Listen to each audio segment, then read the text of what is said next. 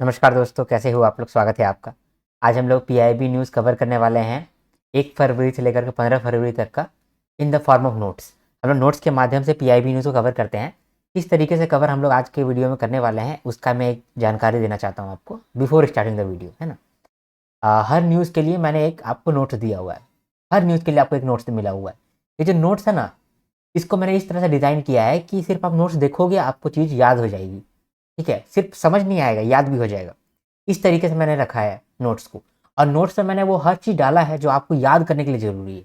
ठीक है, बाकी ये जो टेक्स्ट मैंने दिया है ये रीड करने के लिए ज़रूरी है। अब आप बोलोगे कि जब हम लोग समझ भी रहे हैं नोट्स के माध्यम से, याद भी कर रहे हैं नोट्स को ही, तो फिर इसको रीड क्यों करना है। रीड इसीलिए करना है क्योंकि एग्जामिनेशन में ना अक्सर स्टेटमेंट बेस्ड क्वेश्चन आता है। और स्टेटमेंट बेस्ड क्वेश्चन में जो सेंटेंसेस लिखा हुआ रहता है वो थोड़ा सा कॉम्प्लिकेटेड होता है। क्यों? क्योंकि वो पीआईबी का लैंग्वेज होता है डायरेक्टली। तो इसीलिए मैंने पीआईबी का लैंग्वेज भी यहाँ पर रखा हुआ है जिसको हम लोग पढ़ लेंगे, जिससे कि आपका एग्जामिनेशन में हेल्प होगा। तो यहाँ पर हम लोग हर एक न्यूज़ को पढ़ रहे हैं, समझ रहे हैं और याद कर रहे हैं।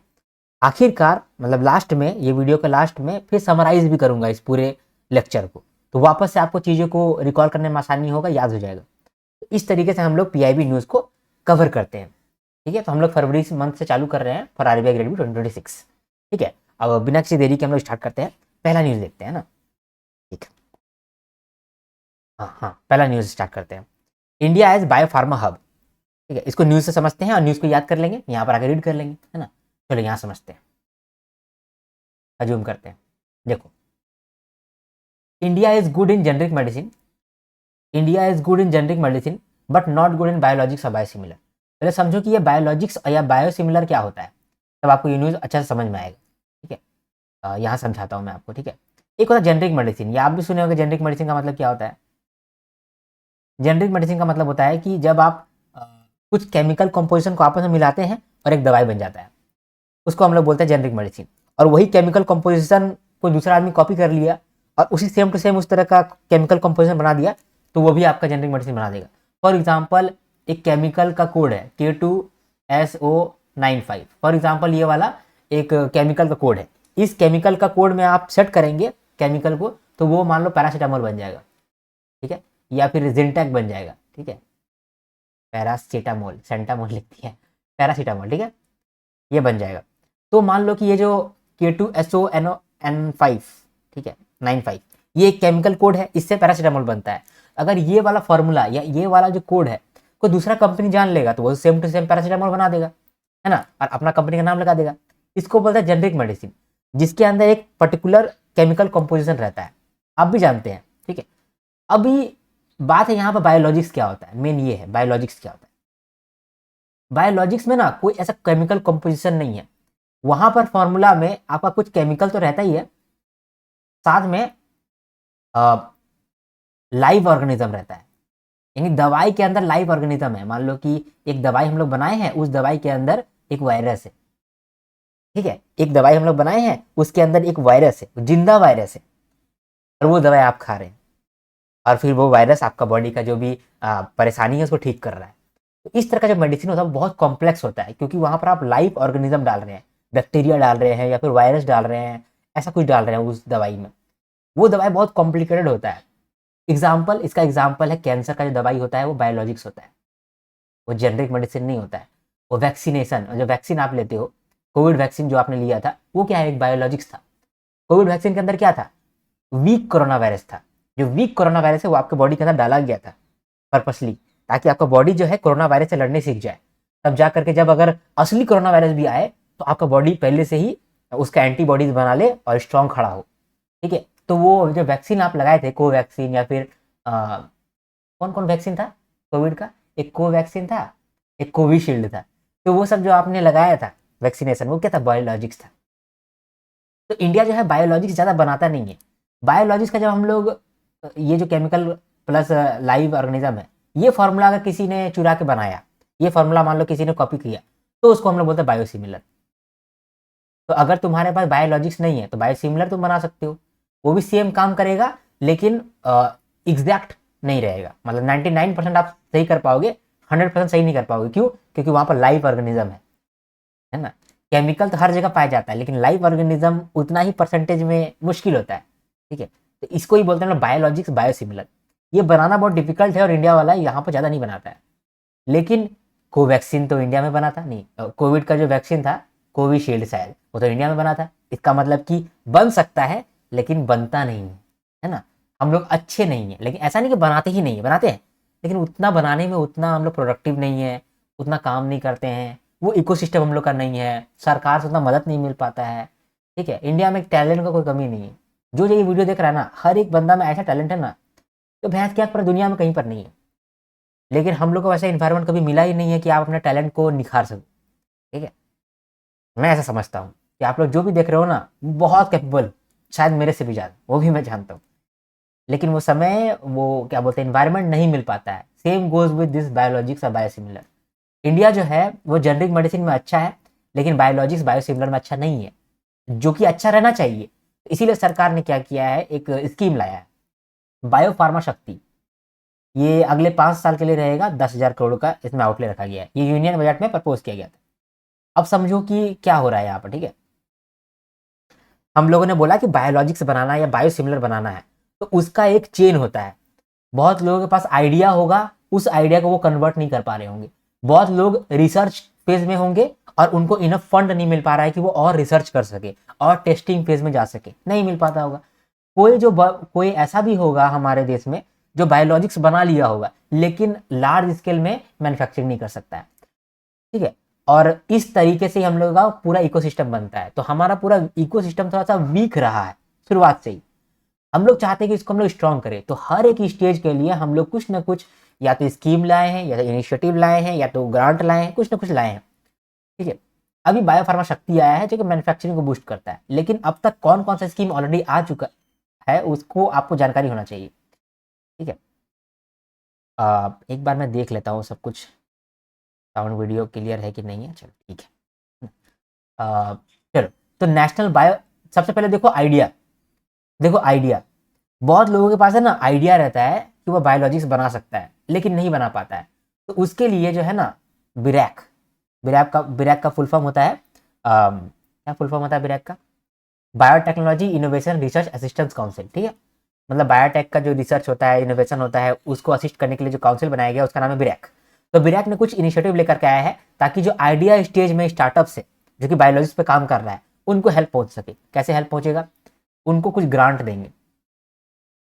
ग्रांट का मतलब क्या होता है कि हम आपको पैसा दिए हैं, वापस नहीं मांग रहे हैं, रखो, उसको बोलते हैं ग्रांट। लोन मतलब होता है कि हम आपको लोन दिए हैं, हम चाहते हैं कि आप रिपेमेंट भी करना, लेकिन ग्रांट ऐसा नहीं होता है। तो बायोटेक्नोलॉजी के लिए हम लोग एक ग्रांट दे रहे हैं, 18 मंथ का ग्रांट है। ठीक है, 50 लाख। इसमें क्या हो रहा है, मान लो कि किसी के पास अच्छा खासा जानकारी है और उसका आइडिया बहुत तगड़ा है, लेकिन उसके पास पैसा नहीं है, तो हम बोलेंगे कि पैसा लो 18 मंथ के लिए। 18 मंथ मतलब होता है कितना, 1.5 साल। 1.5 साल के लिए मस्त अपना काम करो और कुछ प्रोडक्ट निकाल के लाओ। ठीक है, अब मान लो कि कोई प्रोडक्ट निकाल कर लाया है और वो आपके सामने खड़ा है, तो आप उसको सीड फंड के अंदर पैसा देंगे 30 लाख। अगर उसका जो कॉन्सेप्ट है वो प्रूव्ड है, अच्छा कॉन्सेप्ट है, तो उसको आप 30 लाख देंगे इक्विटी। इक्विटी देंगे, डेट नहीं देंगे। डेट का मतलब होता है लोन देना, इक्विटी का मतलब होता है कि आपका कंपनी का कुछ भाग हम खरीद करके आपको पैसा दे रहे हैं।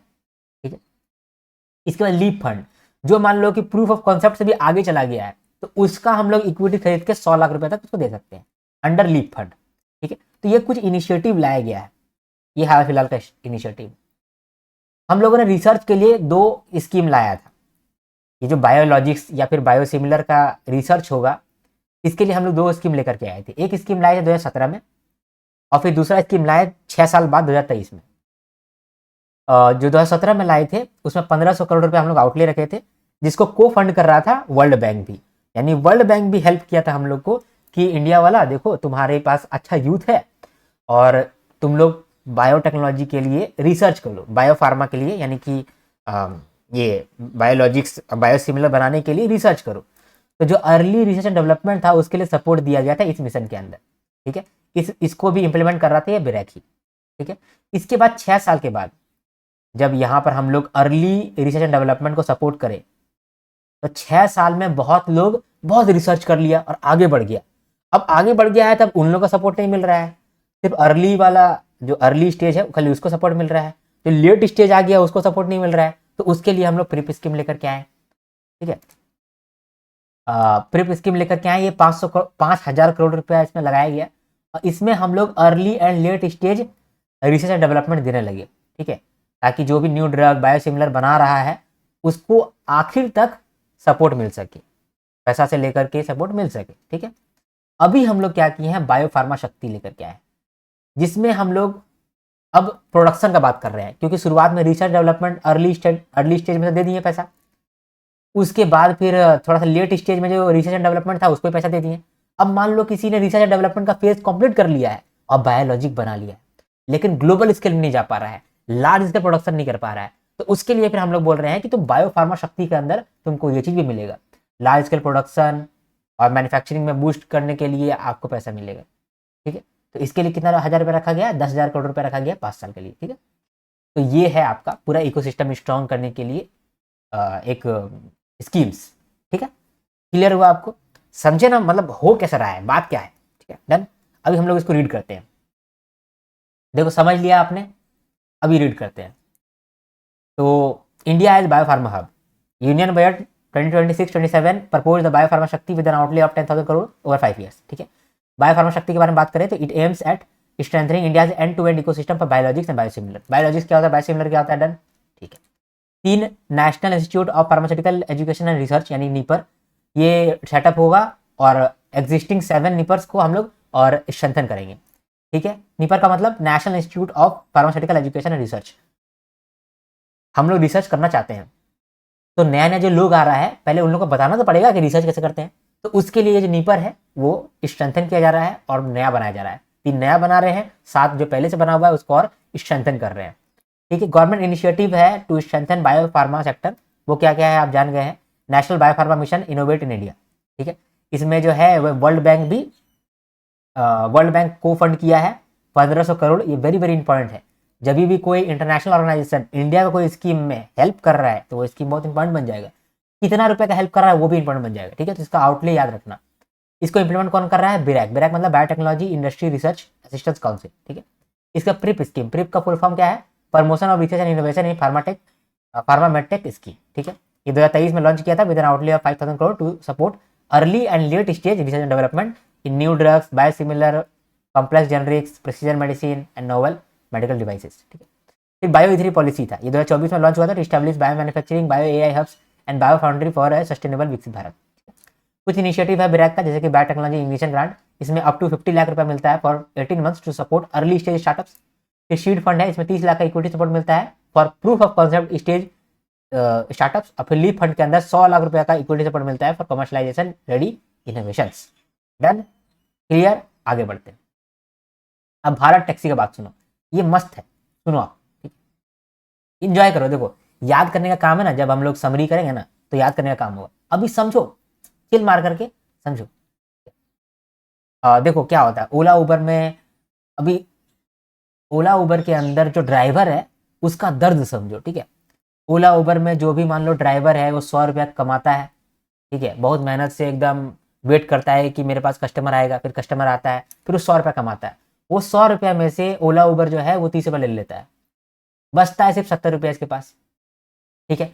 दूसरा, ये जो ओला उबर का ड्राइवर है, अगर मान लो इसका कंप्लेन हो गया तो ये गाली भी खाता है, ठीक है। इसको कभी भी ऐसा नहीं लगता है कि भाई कि हम अपना गाड़ी का मालिक खुद है, उसको लगता है भाई गाड़ी तो मेरा है लेकिन हम किसी और का खट रहे हैं। हमेशा उसको एगो फीलिंग आता है कि तुम तो एक ड्राइवर हो, घटिया सा ड्राइवर हो, ऐसा उसको फीलिंग आता है। कभी भी रूल चेंज हो सकता है, अगर रूल चेंज होगा तो ओला उबर का रूल चेंज होगा ना तो आपको दिक्कत हो जाएगा, कहीं ओला उबर आपको ब्लैक लिस्ट कर दिया तो आपको दिक्कत हो जाएगा, आपका तो सब खत्म हो जाएगा। तो ये प्रॉब्लम बहुत ज़्यादा बढ़ गया था। और जब ड्राइवर को प्रॉब्लम होगा तो वो जानते हो प्रॉब्लम कहाँ शिफ्ट करेगा, आपको शिफ्ट करेगा, ठीक है, आपको सुनाएगा 10 बात क्योंकि उसका दिमाग खराब हो गया है, ठीक है। तो इसके लिए सरकार एक लाया भारत टैक्सी। भारत टैक्सी क्या है, भारत टैक्सी एक कोऑपरेटिव कंपनी टाइप का रहेगा, ठीक है। भारत टैक्सी एक कोऑपरेटिव रहेगा, ठीक है। मान लो कि एक कोऑपरेटिव बनाया गया, ठीक है, कोऑपरेटिव बनाया गया, भारत टैक्सी नाम का एक कोऑपरेटिव बनाया गया फॉर एग्जांपल, ठीक है। कोऑपरेटिव में क्या होता है, जो इसका मेंबर होता है वही इसका मालिक होता है, ठीक है। कोऑपरेटिव का मतलब आप जानते हैं कि बहुत सारे लोग आपस में मिलकर एक कंपनी बनाता है ताकि वो कंपनी उसका मेंबर लोग का ही हेल्प कर सके। तो उस तरीके से कोऑपरेटिव की तरह रजिस्टर होता है भारत टैक्सी, ठीक है। इसके अंदर क्या होता है कि आपको सारा सुविधा मिलता है जो ओला उबर में मिलता है। ओला उबर में भी क्या बोलते हैं, ड्राइवर पैसा कमाता है ना, और उसका कुछ परसेंटेज हिस्सा वो ओला उबर को देता है ना। तो उसी हिसाब से भारत टैक्सी भी वही कर रहा है कि भारत टैक्सी भी पहले आपको कस्टमर ढूंढ के दे रहा है एज ए ड्राइवर। आप मैं बोल रहा हूँ एज ए ड्राइवर वो आपको कस्टमर खोज के दे रहा है, आप उसको लेकर जाते हैं और ड्राइवर पैसा कमाता है और कुछ परसेंटेज भारत टैक्सी कमाता है, कोऑपरेटिव कमाता है। तो कोऑपरेटिव में ना 20% कमाता है और ड्राइवर को 80% मिलता है। ठीक है। अब जो 20% कोऑपरेटिव कमाता है, कोऑपरेटिव का मालिक भी यही सब ड्राइवर लोग हैं। कोई भी ड्राइवर 500 रुपये का शेयर खरीद लेगा और इसका मेंबर बन जाएगा।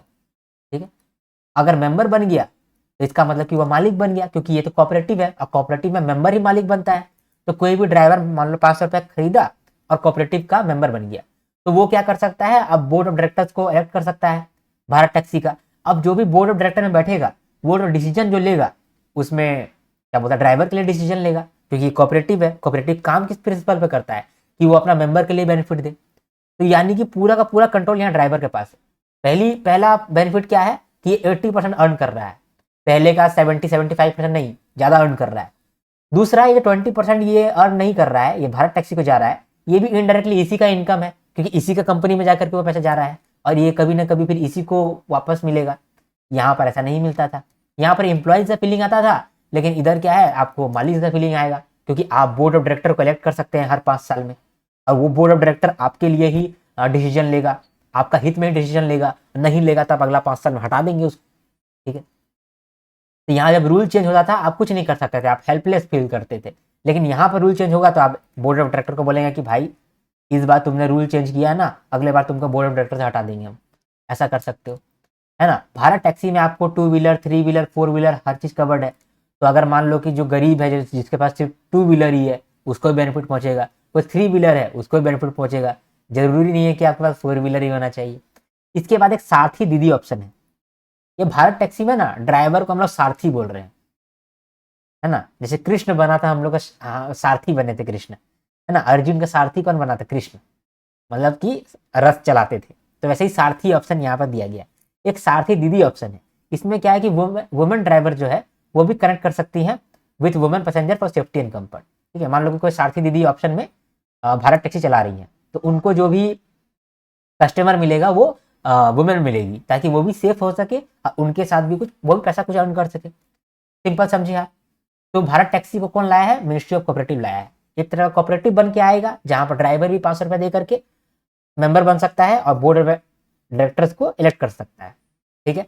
80% अर्न करेगा ड्राइवर यानी कि सारथी, और बाकी 20% जो है कोऑपरेटिव पे चला जाएगा, जो कि इनडायरेक्टली उसी का पैसा है, क्योंकि कोऑपरेटिव भी मेंबर के लिए ही काम करता है। सारथी दीदी ऑप्शन भी यहाँ पर लाया गया है ताकि वुमेन ड्राइवर को भी एक ऑप्शन मिल सके to connect with the women passenger for safety and comfort.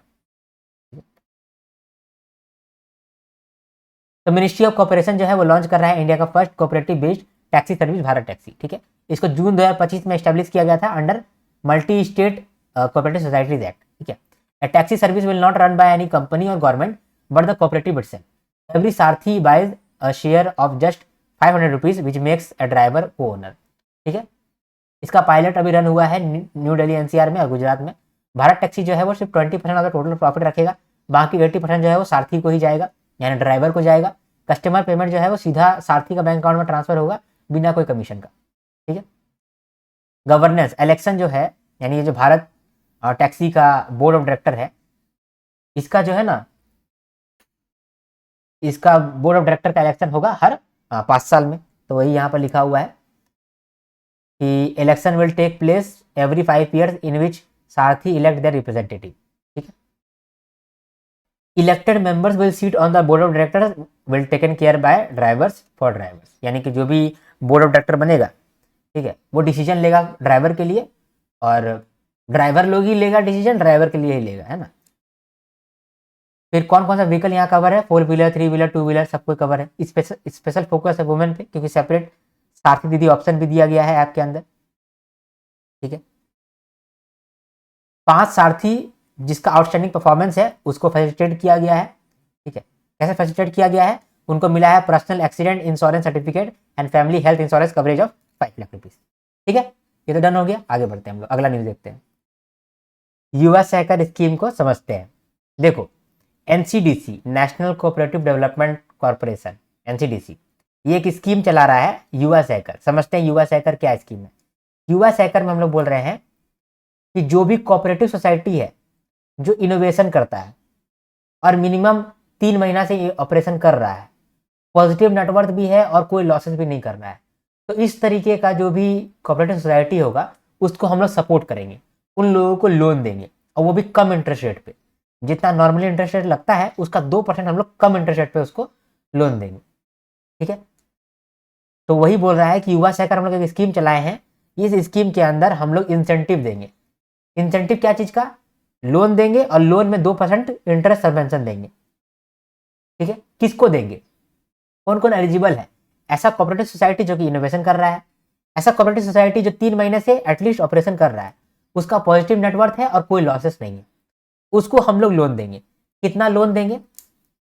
तो अगर मान लो कि वो 3 महीने से लेकर के 1 साल के बीच में ऑपरेट कर रहा है, तो उसको हम लोग मैक्सिमम 1 करोड़ का लोन देंगे। मतलब 1 करोड़ मैक्सिमम उसका प्रोजेक्ट कॉस्ट होगा, उतना ही हम लोग उसको लोन दे देंगे। उसी तरीके से हम लोग बोल रहे हैं कि अगर वो ऑपरेट कर रहा है 1 साल से ज़्यादा तब उसको हम लोग 3 करोड़ का मैक्सिमम लोन दे सकते हैं। ये जो लोन का ड्यूरेशन होगा वो 5 साल तक रहेगा, जिसमें से 2 साल जो है मॉरेटोरियम पीरियड रहेगा, यानी कि 2 साल वो बिना लोन को रिपे किए हुए रह सकता है, बिना इंटरेस्ट, बिना प्रिंसिपल अमाउंट रिपे किए भी वो रह सकता है। युवा सहकर के अंदर हम लोग फोकस 2 कैटेगरी पे कर रहे हैं, कैटेगरी ए और कैटेगरी बी। कैटेगरी ए जो है वहां पर ऐसा कोऑपरेटिव सोसाइटी है जो कि नॉर्थ ईस्टर्न स्टेट्स में है, वुमेन ओन्ड है, एस्पिरेशनल डिस्ट्रिक्ट में है, या फिर SC/ST ओन्ड है। तो ऐसा जो कोऑपरेटिव सोसाइटी है उसको हम लोग ज़्यादा लोन देंगे।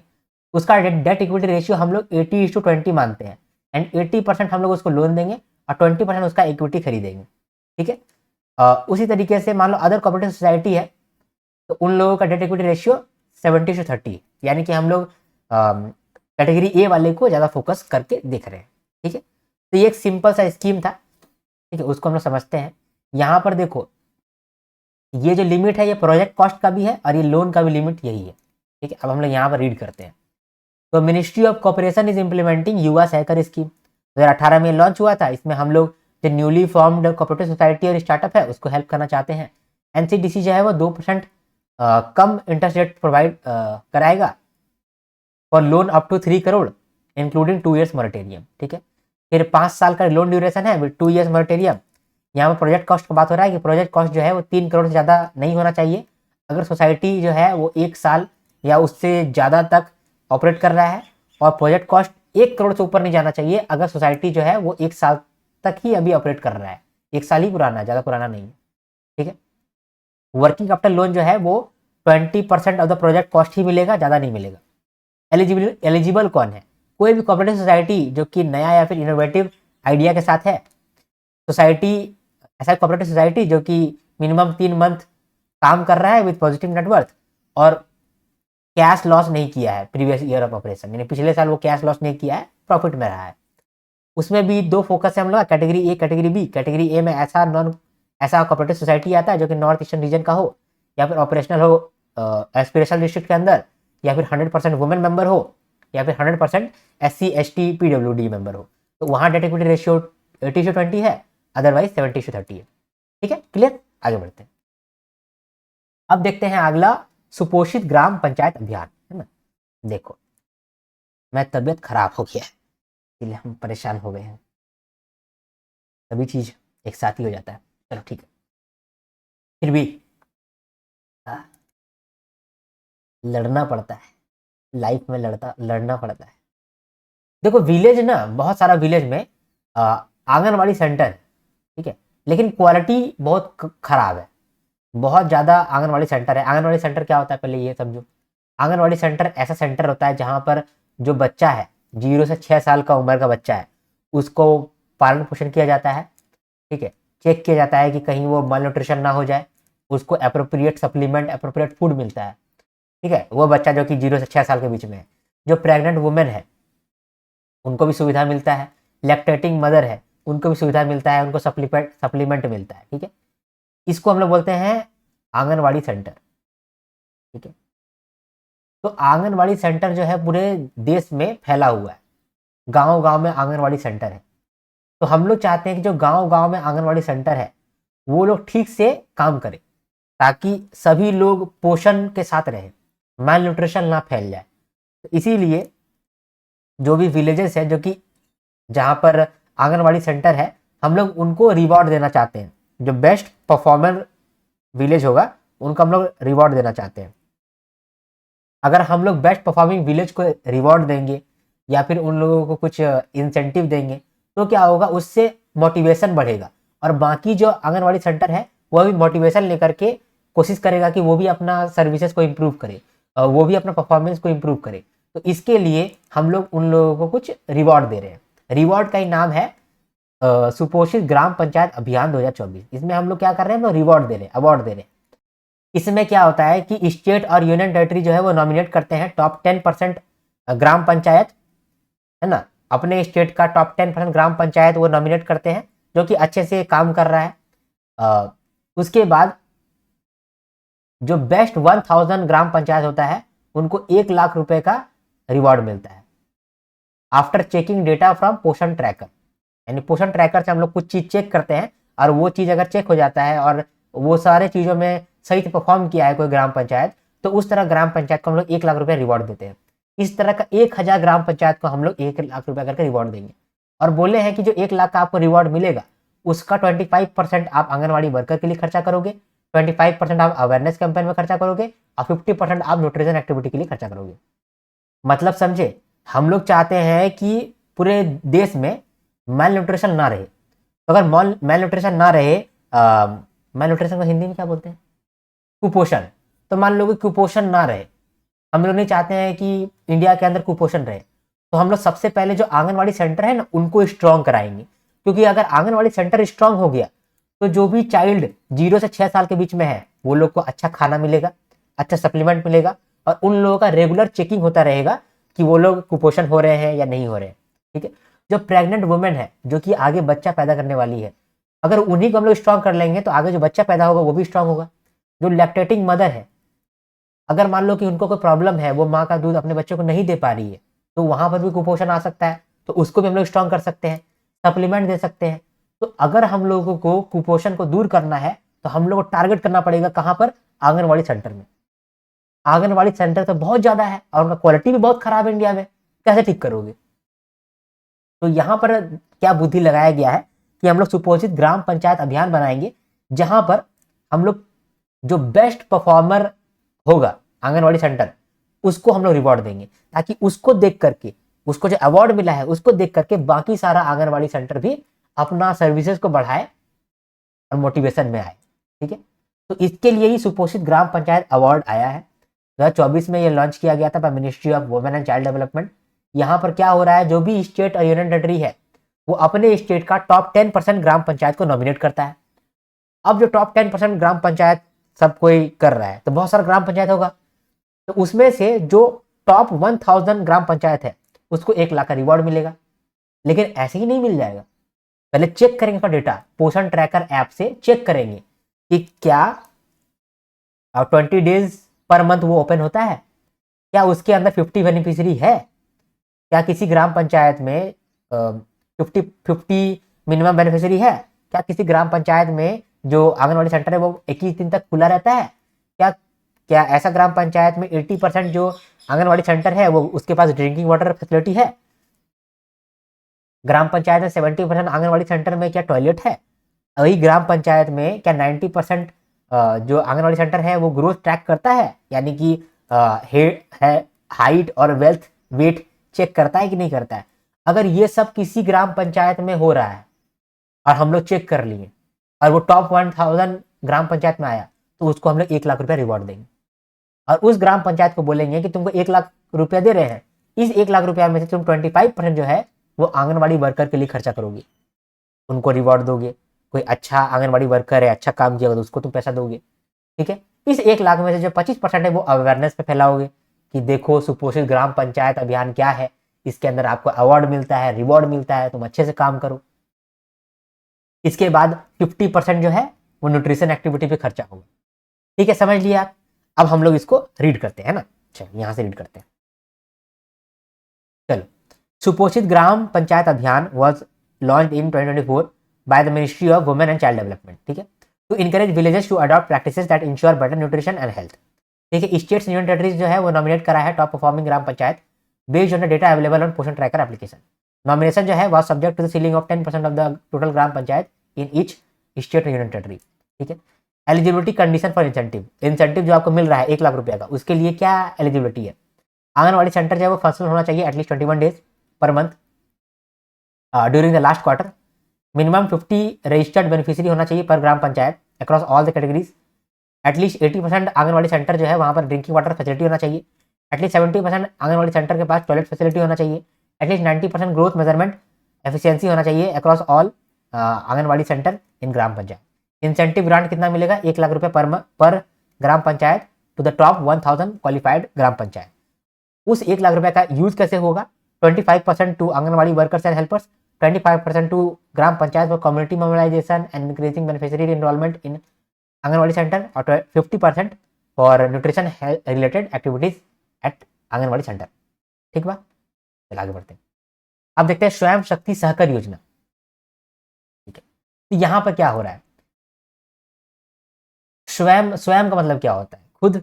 शक्ति मतलब क्या होता है? वुमेन। शक्ति का अर्थ ही होता है वुमेन। तो जो आप देखते होंगे कि शिव शक्ति बोलते हैं ना, तो शक्ति मतलब होता है वुमेन। सहकार मतलब क्या होता है? सहकार मतलब होता है कोऑपरेटिव। तो खुद से वुमेन कोऑपरेटिव का योजना बनाया गया। इसमें जो भी वुमेन कोऑपरेटिव है, वुमेन सेल्फ हेल्प ग्रुप है ना, वुमेन सेल्फ हेल्प ग्रुप है, जिनको बैंक लोन नहीं मिल पा रहा है तो आगे ग्रो नहीं कर पा रही है, तो उन लोगों को बैंक लोन नहीं मिल रहा है तो बैंक लोन प्रोवाइड कराएंगे इस योजना के अंदर। तो हम लोग बैंक लोन प्रोवाइड करा रहे हैं मैक्सिमम 3 साल के लिए, जिसमें से मैक्सिमम 6 महीना का मोरेटोरियम पीरियड रहेगा, यानी कि 6 महीना आपको बिना कुछ रिपेमेंट किए भी रहा जा सकता है। इसमें यहाँ पर हाफ ईयरली इंस्टॉलमेंट आपको पे करना पड़ेगा। कौन कौन लोन देगा? State cooperative bank, district cooperative bank, primary agriculture credit societies. ठीक है, उसके बाद क्या है? Self help group federated corporation और कोऑपरेटिव फेडरेशन, ये लोग देगा लोन। ठीक है, यही न्यूज़ और कुछ नहीं है। तो मिनिस्ट्री ऑफ कॉर्पोरेशन जो है वो इम्प्लीमेंट कर रहा है स्वयं शक्ति सहकार योजना, ताकि एक्सेस मिल सके to affordable, cost effective and reliable financial services to the poor, to facilitate women self help group to access adequate bank credit to undertake the common socio-economic activities and to promote sustainable livelihood। कौन कौन eligible होगा loan देने के लिए? Primary agriculture credit cooperatives, ठीक है, district cooperative bank, state cooperative bank, self help group, federated cooperatives और cooperative federation. ठीक है, loan amount up to 3 year रहेगा, जिसमें मैक्सिमम मॉनिटरिंग पीरियड 6 महीने का रहेगा। Loan shall be repayable in half yearly installment. ठीक है, rate of interest NCDC decide करेगा। एनसीडीसी मतलब कि नेशनल कोऑपरेटिव डेवलपमेंट कॉर्पोरेशन, ठीक है, जो कि कोऑपरेटिव के लिए काम करता है ना। तो ये भी हम लोग समझ लिए। आप देख पा रहे होंगे कि कोई चीज़ अगर लिखा हुआ रहता है वो नोट से कितना आसानी से समझ में आ जाता है ना। तो उसके लिए लाइक कर दो यार, नोट्स के लिए तो लाइक कर दो। ठीक है, बहुत लोगों को ऐसा लगता है कि पीडीएफ कहाँ मिलेगा सर? तो पीडीएफ कहाँ मिलता है? पीडीएफ मिलता है हमारे ऐप के अंदर और हमारे वेबसाइट के अंदर, जब आप कोर्स में एनरोलमेंट लेते हैं। ठीक है, तो कोर्स के अंदर हमारा संकलन 2.2 करके एक कोर्स मिलेगा आपको हमारे ऐप के अंदर। ठीक है, वो संकलन 2.0 के अंदर आपको ये सारा क्लासेस का पीडीएफ मिलता है ना, और फिर टेस्ट भी मिलता है और मेंटरशिप भी मिलता है। ठीक है, मैं आपको मेंटरशिप भी देता हूँ। पिछले 10 सालों का पीवाईक्यू एनालाइज करके मैं आपको पढ़ाता हूँ, तो उसका ही मैं आपको मेंटरशिप भी देता हूँ। जो भी मुझे इंसाइट से मिले हैं पीवाईक्यू एनालाइज करके, या पिछले 2 साल में इतना पढ़ाने के बाद जो भी इंसाइट से मिला है वो मैं आपको मेंटरशिप में प्रोवाइड करता हूँ। टेस्ट आपको देता हूँ ताकि आपको प्रैक्टिस हो जाए, और पीडीएफ आपको मिलता है ये सारा। ठीक है, तो मेरे ऐप का नाम है आर्यन ग्रेड बी। आर्यन मेरा ही नाम है, तो मेरा ही अपना नाम से बना दिया मैंने, आर्यन ग्रेड बी। तो ये ऐप के अंदर आपको मिल जाएगा। ठीक है, चिंता का कोई बात नहीं है। ये है गूगल प्ले स्टोर में है। अगर आप iOS या फिर iOS के यूज़र हैं तो आप हमारी टीम से कांटेक्ट करोगे तो मेरा टीम भी आपको बताएगा कि किस तरह से आपको ये ऐप यूज़ करना है iOS के अंदर, आईफोन के अंदर। ठीक है, मैं व्हाट्सएप नंबर देता हूँ मैं अपना टीम का 8340613896। ठीक है, मेरा टीम बोलता है कि आप बीच बीच में सर बताते क्यों नहीं है, इतना कमेंट आता है आपको, बता दिया, टीम मेंबर देख लो। आगे बढ़ते हैं, अभी देखते हैं इसको, दक्ष प्रोग्राम को देखते हैं। दक्ष प्रोग्राम भी अभी जो मैंने आपको बताया ना उससे थोड़ा थोड़ा मैच करता है, आप देखोगे। ठीक है, इंडियन पीएसयू इंडियन पीएसयू के पास कुछ सीनियर ऑफिसर रहते हैं, वो टेक्निकली बहुत स्ट्रांग है क्योंकि उनके पास एक्सपीरियंस है, लेकिन उनमें लीडरशिप क्वालिटी नहीं रहता है। कुछ इंडियन पीएसयू में वो सीनियर ऑफिसर है जो कि 1990 से काम कर रहे हैं, कोई कोई 2005 से काम कर रहे हैं, कोई कोई 2006 से काम कर रहे हैं। तो उनको बहुत सारा नॉलेज है, वो टेक्निकली बहुत स्ट्रांग है, लेकिन लीडरशिप क्वालिटी उसके अंदर नहीं है। लीडरशिप क्वालिटी का क्या मतलब होता है कि आपका जो सबॉर्डिनेट है आप उसका भी बात समझ पा रहे हैं, और जो सबॉर्डिनेट है आप उसको मोटिवेट कर पा रहे हैं, उसको और आगे बढ़ा पा रहे हैं, फ्यूचर लीडर क्रिएट कर पा रहे हैं।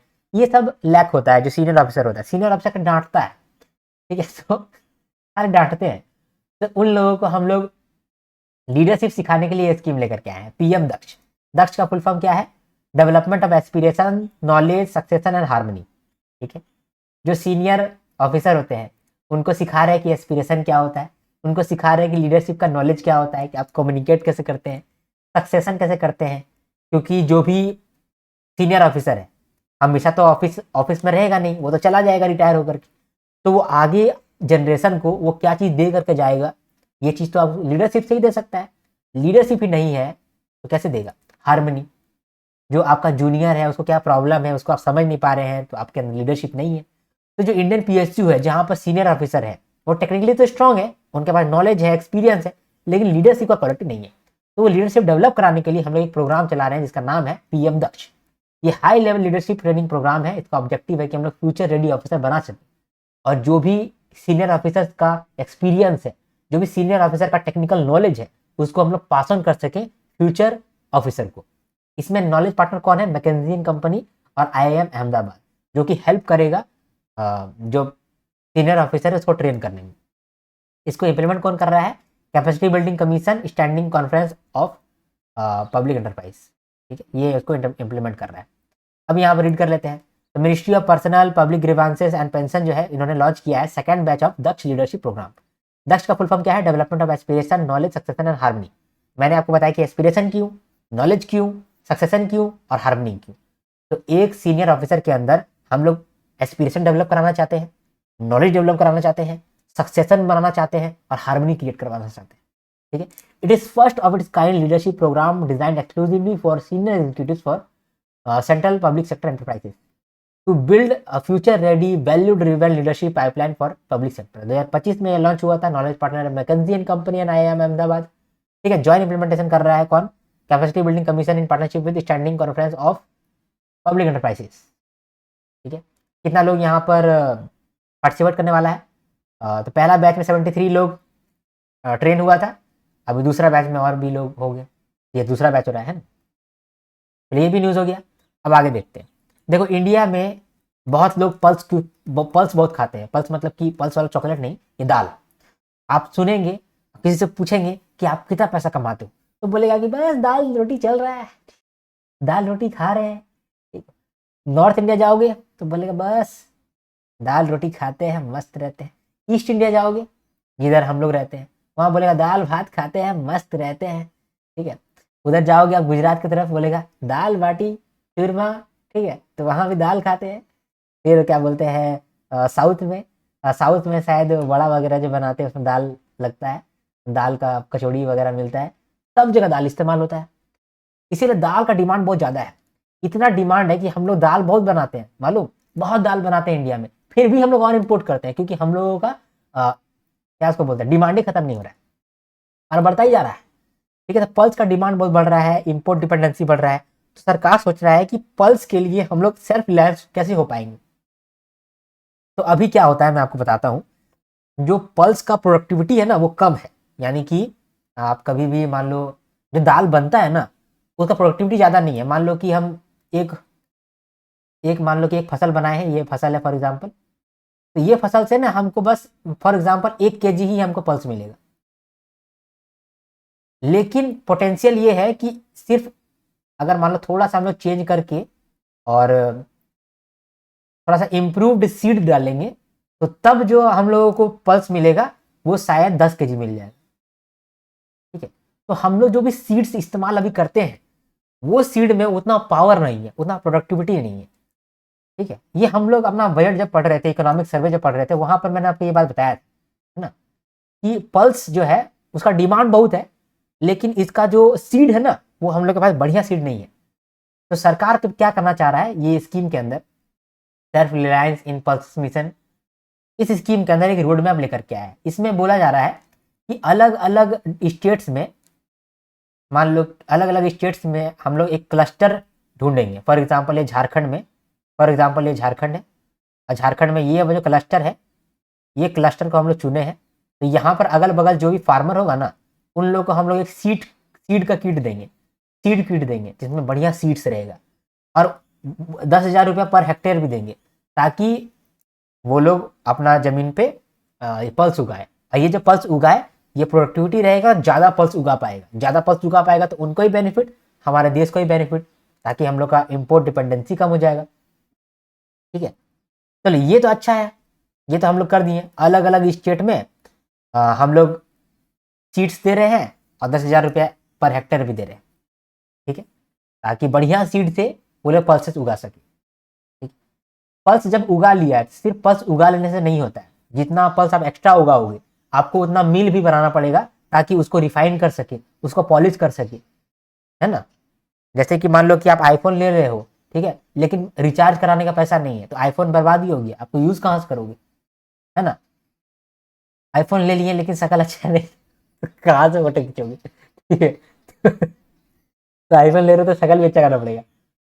तो वही है, जब मान लो कि आप पल्स भी उगा रहे हो तो पल्स का मिल भी बनाना पड़ेगा।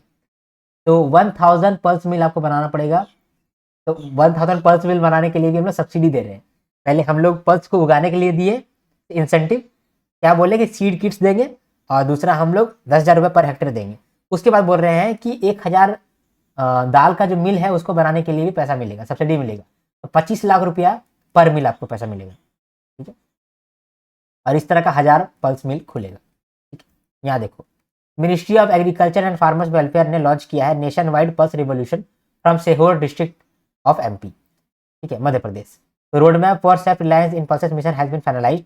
Under this mission 1000 pulse mill will be opened across the country, of which 55 will be established in different clusters of Madhya Pradesh. ठीक है, government of India will provide 25 lakh subsidy for setting them up.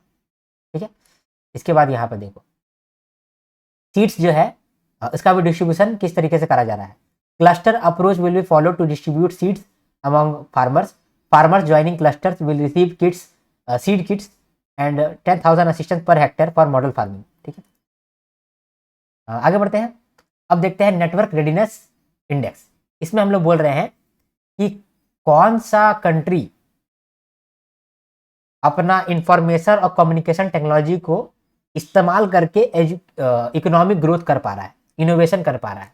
ठीक है, कौन सा country अपने देश का network को इस्तेमाल करके, नेटवर्क मतलब कि इंफॉर्मेशन और कम्युनिकेशन नेटवर्क, मतलब कि लैपटॉप का नेटवर्क, इंटरनेट का नेटवर्क, ये सब नेटवर्क का इस्तेमाल करके इकोनॉमिक ग्रोथ कर रहा है।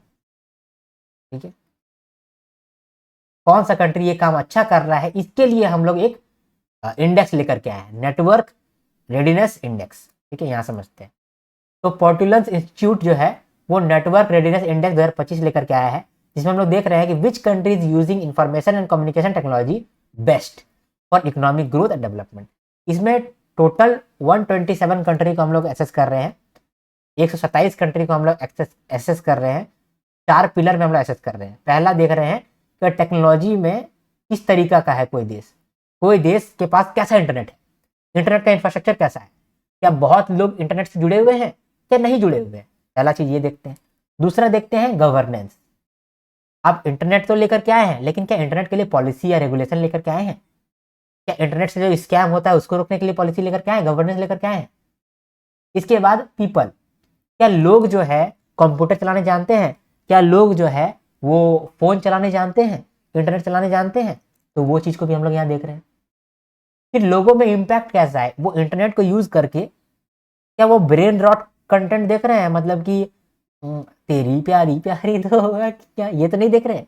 मतलब क्या इम्पैक्ट पड़ रहा है, क्या इकोनॉमिक इम्पैक्ट पड़ा पा रहे हैं? तो जब ये 4 चीज हम लोग देख रहे हैं तो ये हम लोग एसेस कर पा रहे हैं कि कौन सा कंट्री अपना इंफॉर्मेशन और कम्युनिकेशन टेक्नोलॉजी को बेटर इस्तेमाल कर पा रहा है for economic growth and development. ठीक है, तो इसका रैंकिंग आया है।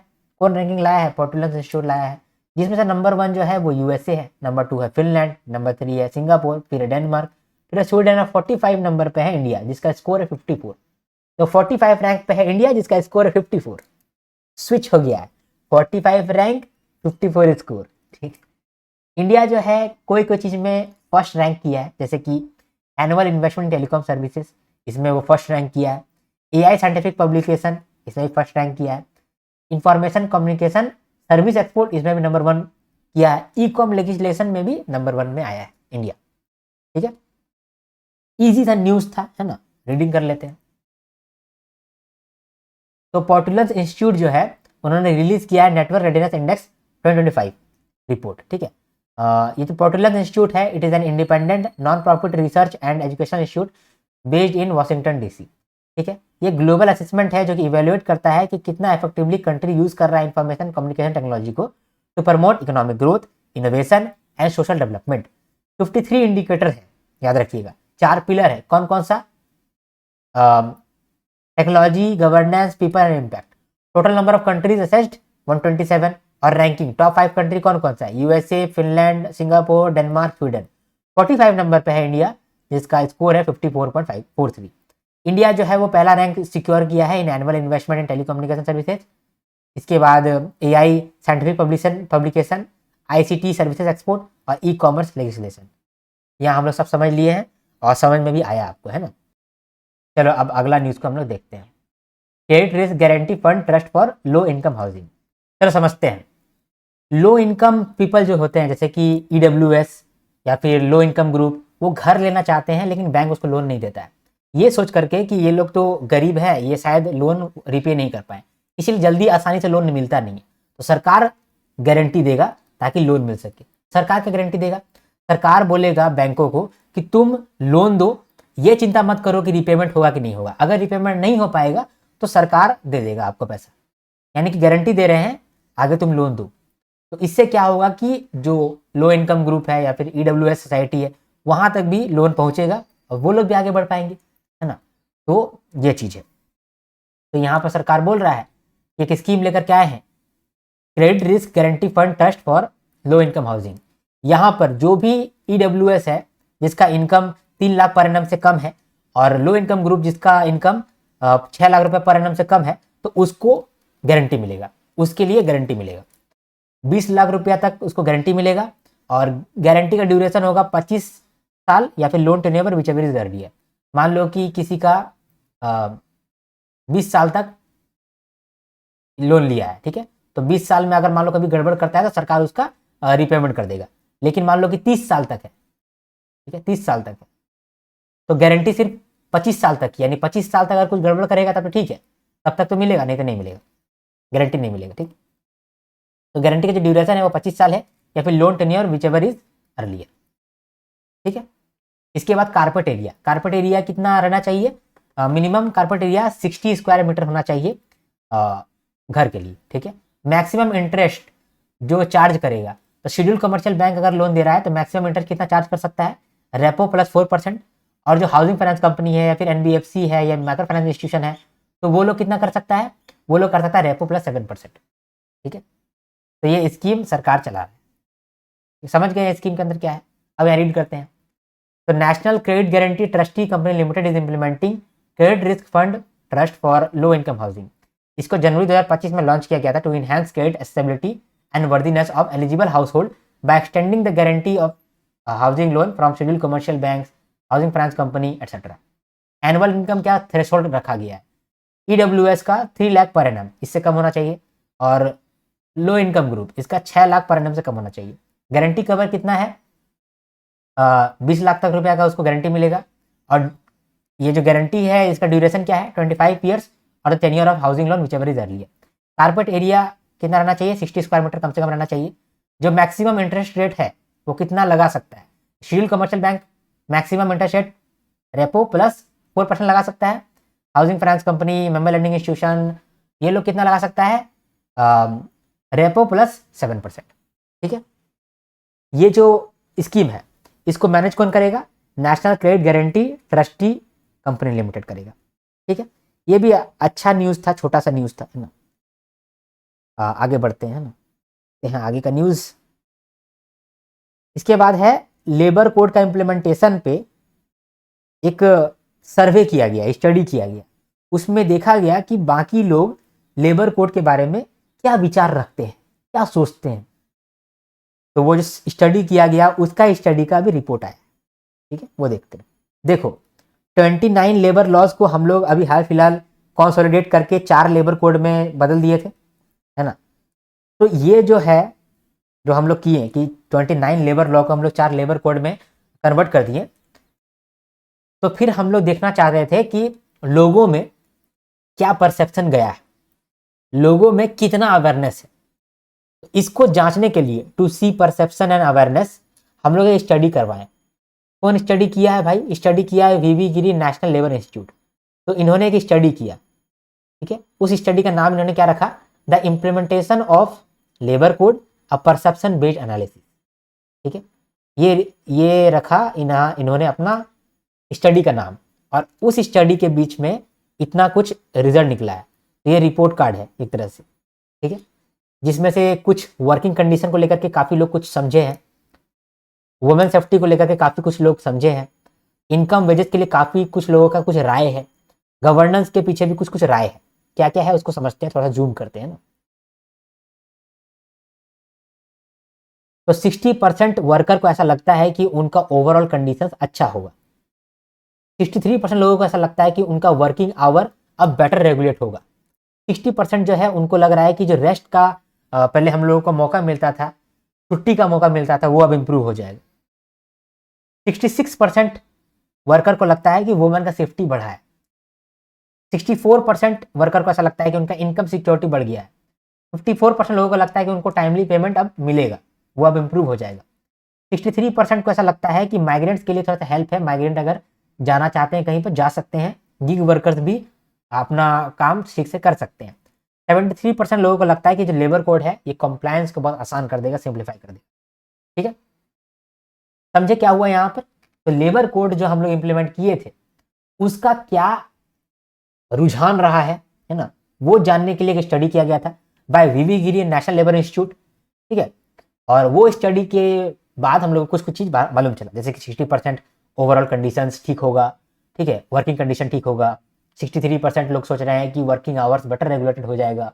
60% लोगों को लग रहा है कि रेस्ट और लीव इंप्रूव हो जाएगा, वुमेन सेफ्टी बढ़ जाएगा, इनकम बढ़ेगा, टाइमली पेमेंट होगा, पोर्टेबिलिटी बढ़ रहा है माइग्रेंट्स और गिग वर्कर्स के लिए, और लेबर कोड जो है वो कंप्लायंस को भी ईजी कर देगा, सिंप्लीफाई कर देगा, ठीक है। अब इसको रीडिंग कर लेते हैं।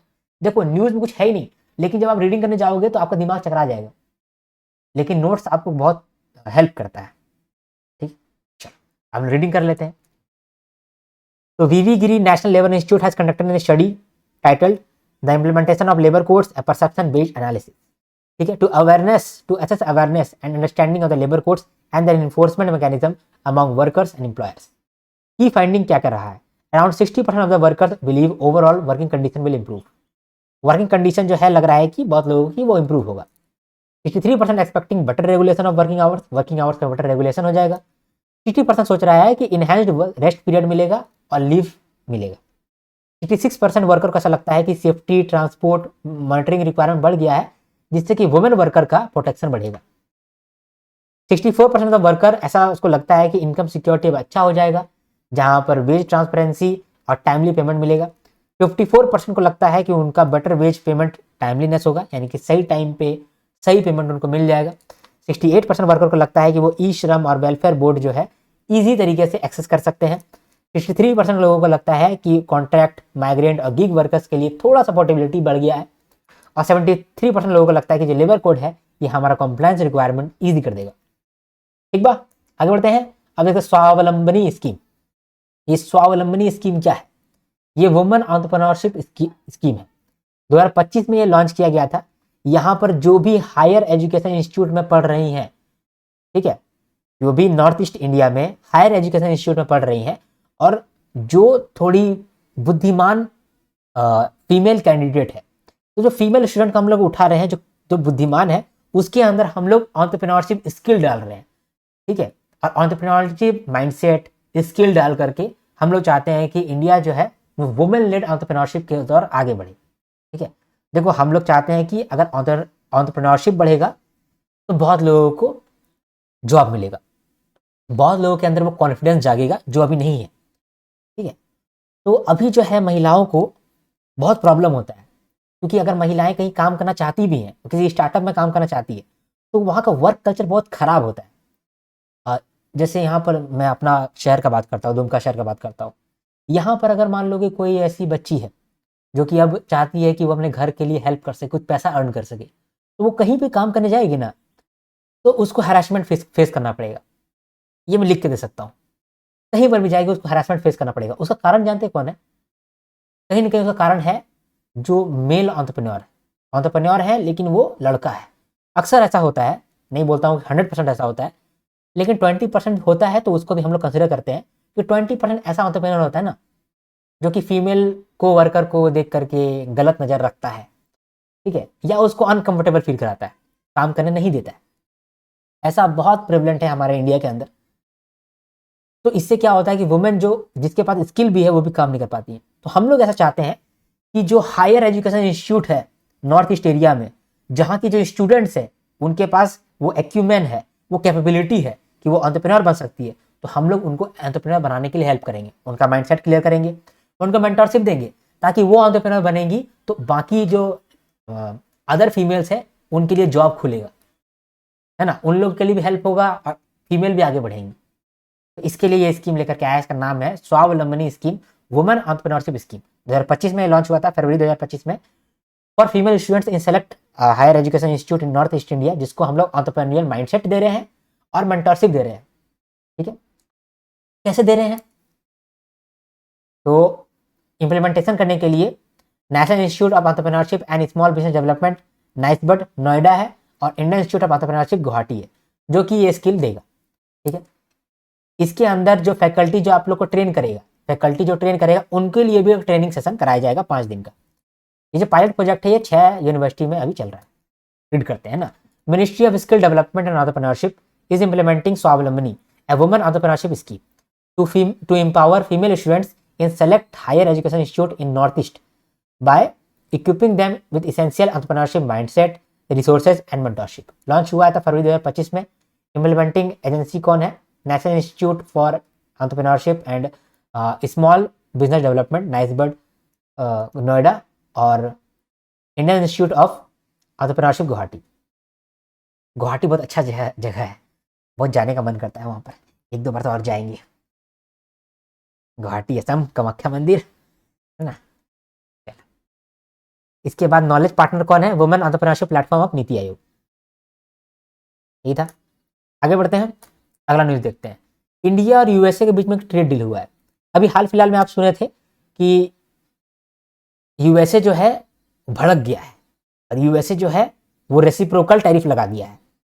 पहले उसको लग रहा था कि इंडिया वाला तो यार हम पे तो टैरिफ लगा देता है, तो यूएसए बोला कि भाई हम भी टैरिफ लगा देंगे, तो हम लोग टैरिफ लगाता है, हम भी टैरिफ लगा देंगे, 50% का टैरिफ लगा देंगे, जाओ भैंस क्या तुम भी मरो, हम मर रहे हैं तो तुम भी मरो। तो इसके लिए यूएसए ने ये काम किया था। तो अभी यूएसए बोल रहा है कि ठीक है भाई, थोड़ा सा जो रेसिप्रोकल टैरिफ लगाए थे उसको कम कर देते हैं। ठीक है, तो वो रेसिप्रोकल टैरिफ जो है जो 50% लगा दिया था और इंडिया में तहलका मच गया था, उसको थोड़ा सा ईद किया है यूएसए। तो उसके बारे में ये न्यूज़ है। ठीक है, तो इंडिया यूएसए में ट्रेड डील हुआ। ठीक है, यहाँ पर जो रेसिप्रोकल टैरिफ था उसको कम किया गया है। ठीक है, किसी में 0% किया गया, किसी में 18% किया गया। ठीक है, तो इंडिया जो है ना 86.35 बिलियन पे रेसिप्रोकल टैरिफ लगा था। यूएसए ने रेसिप्रोकल टैरिफ लगा दिया था। रेसिप्रोकल टैरिफ का मतलब कि इंडिया वाला टैरिफ लगाया था, तो यूएसए वाला बोला कि भाई तुम बहुत टैरिफ लगा रहा है, हम भी तुमको टैरिफ लगा देते हैं। ठीक है, तो ये था रेसिप्रोकल टैरिफ। ये जो रेसिप्रोकल टैरिफ था इसको भी कम कर दिया गया।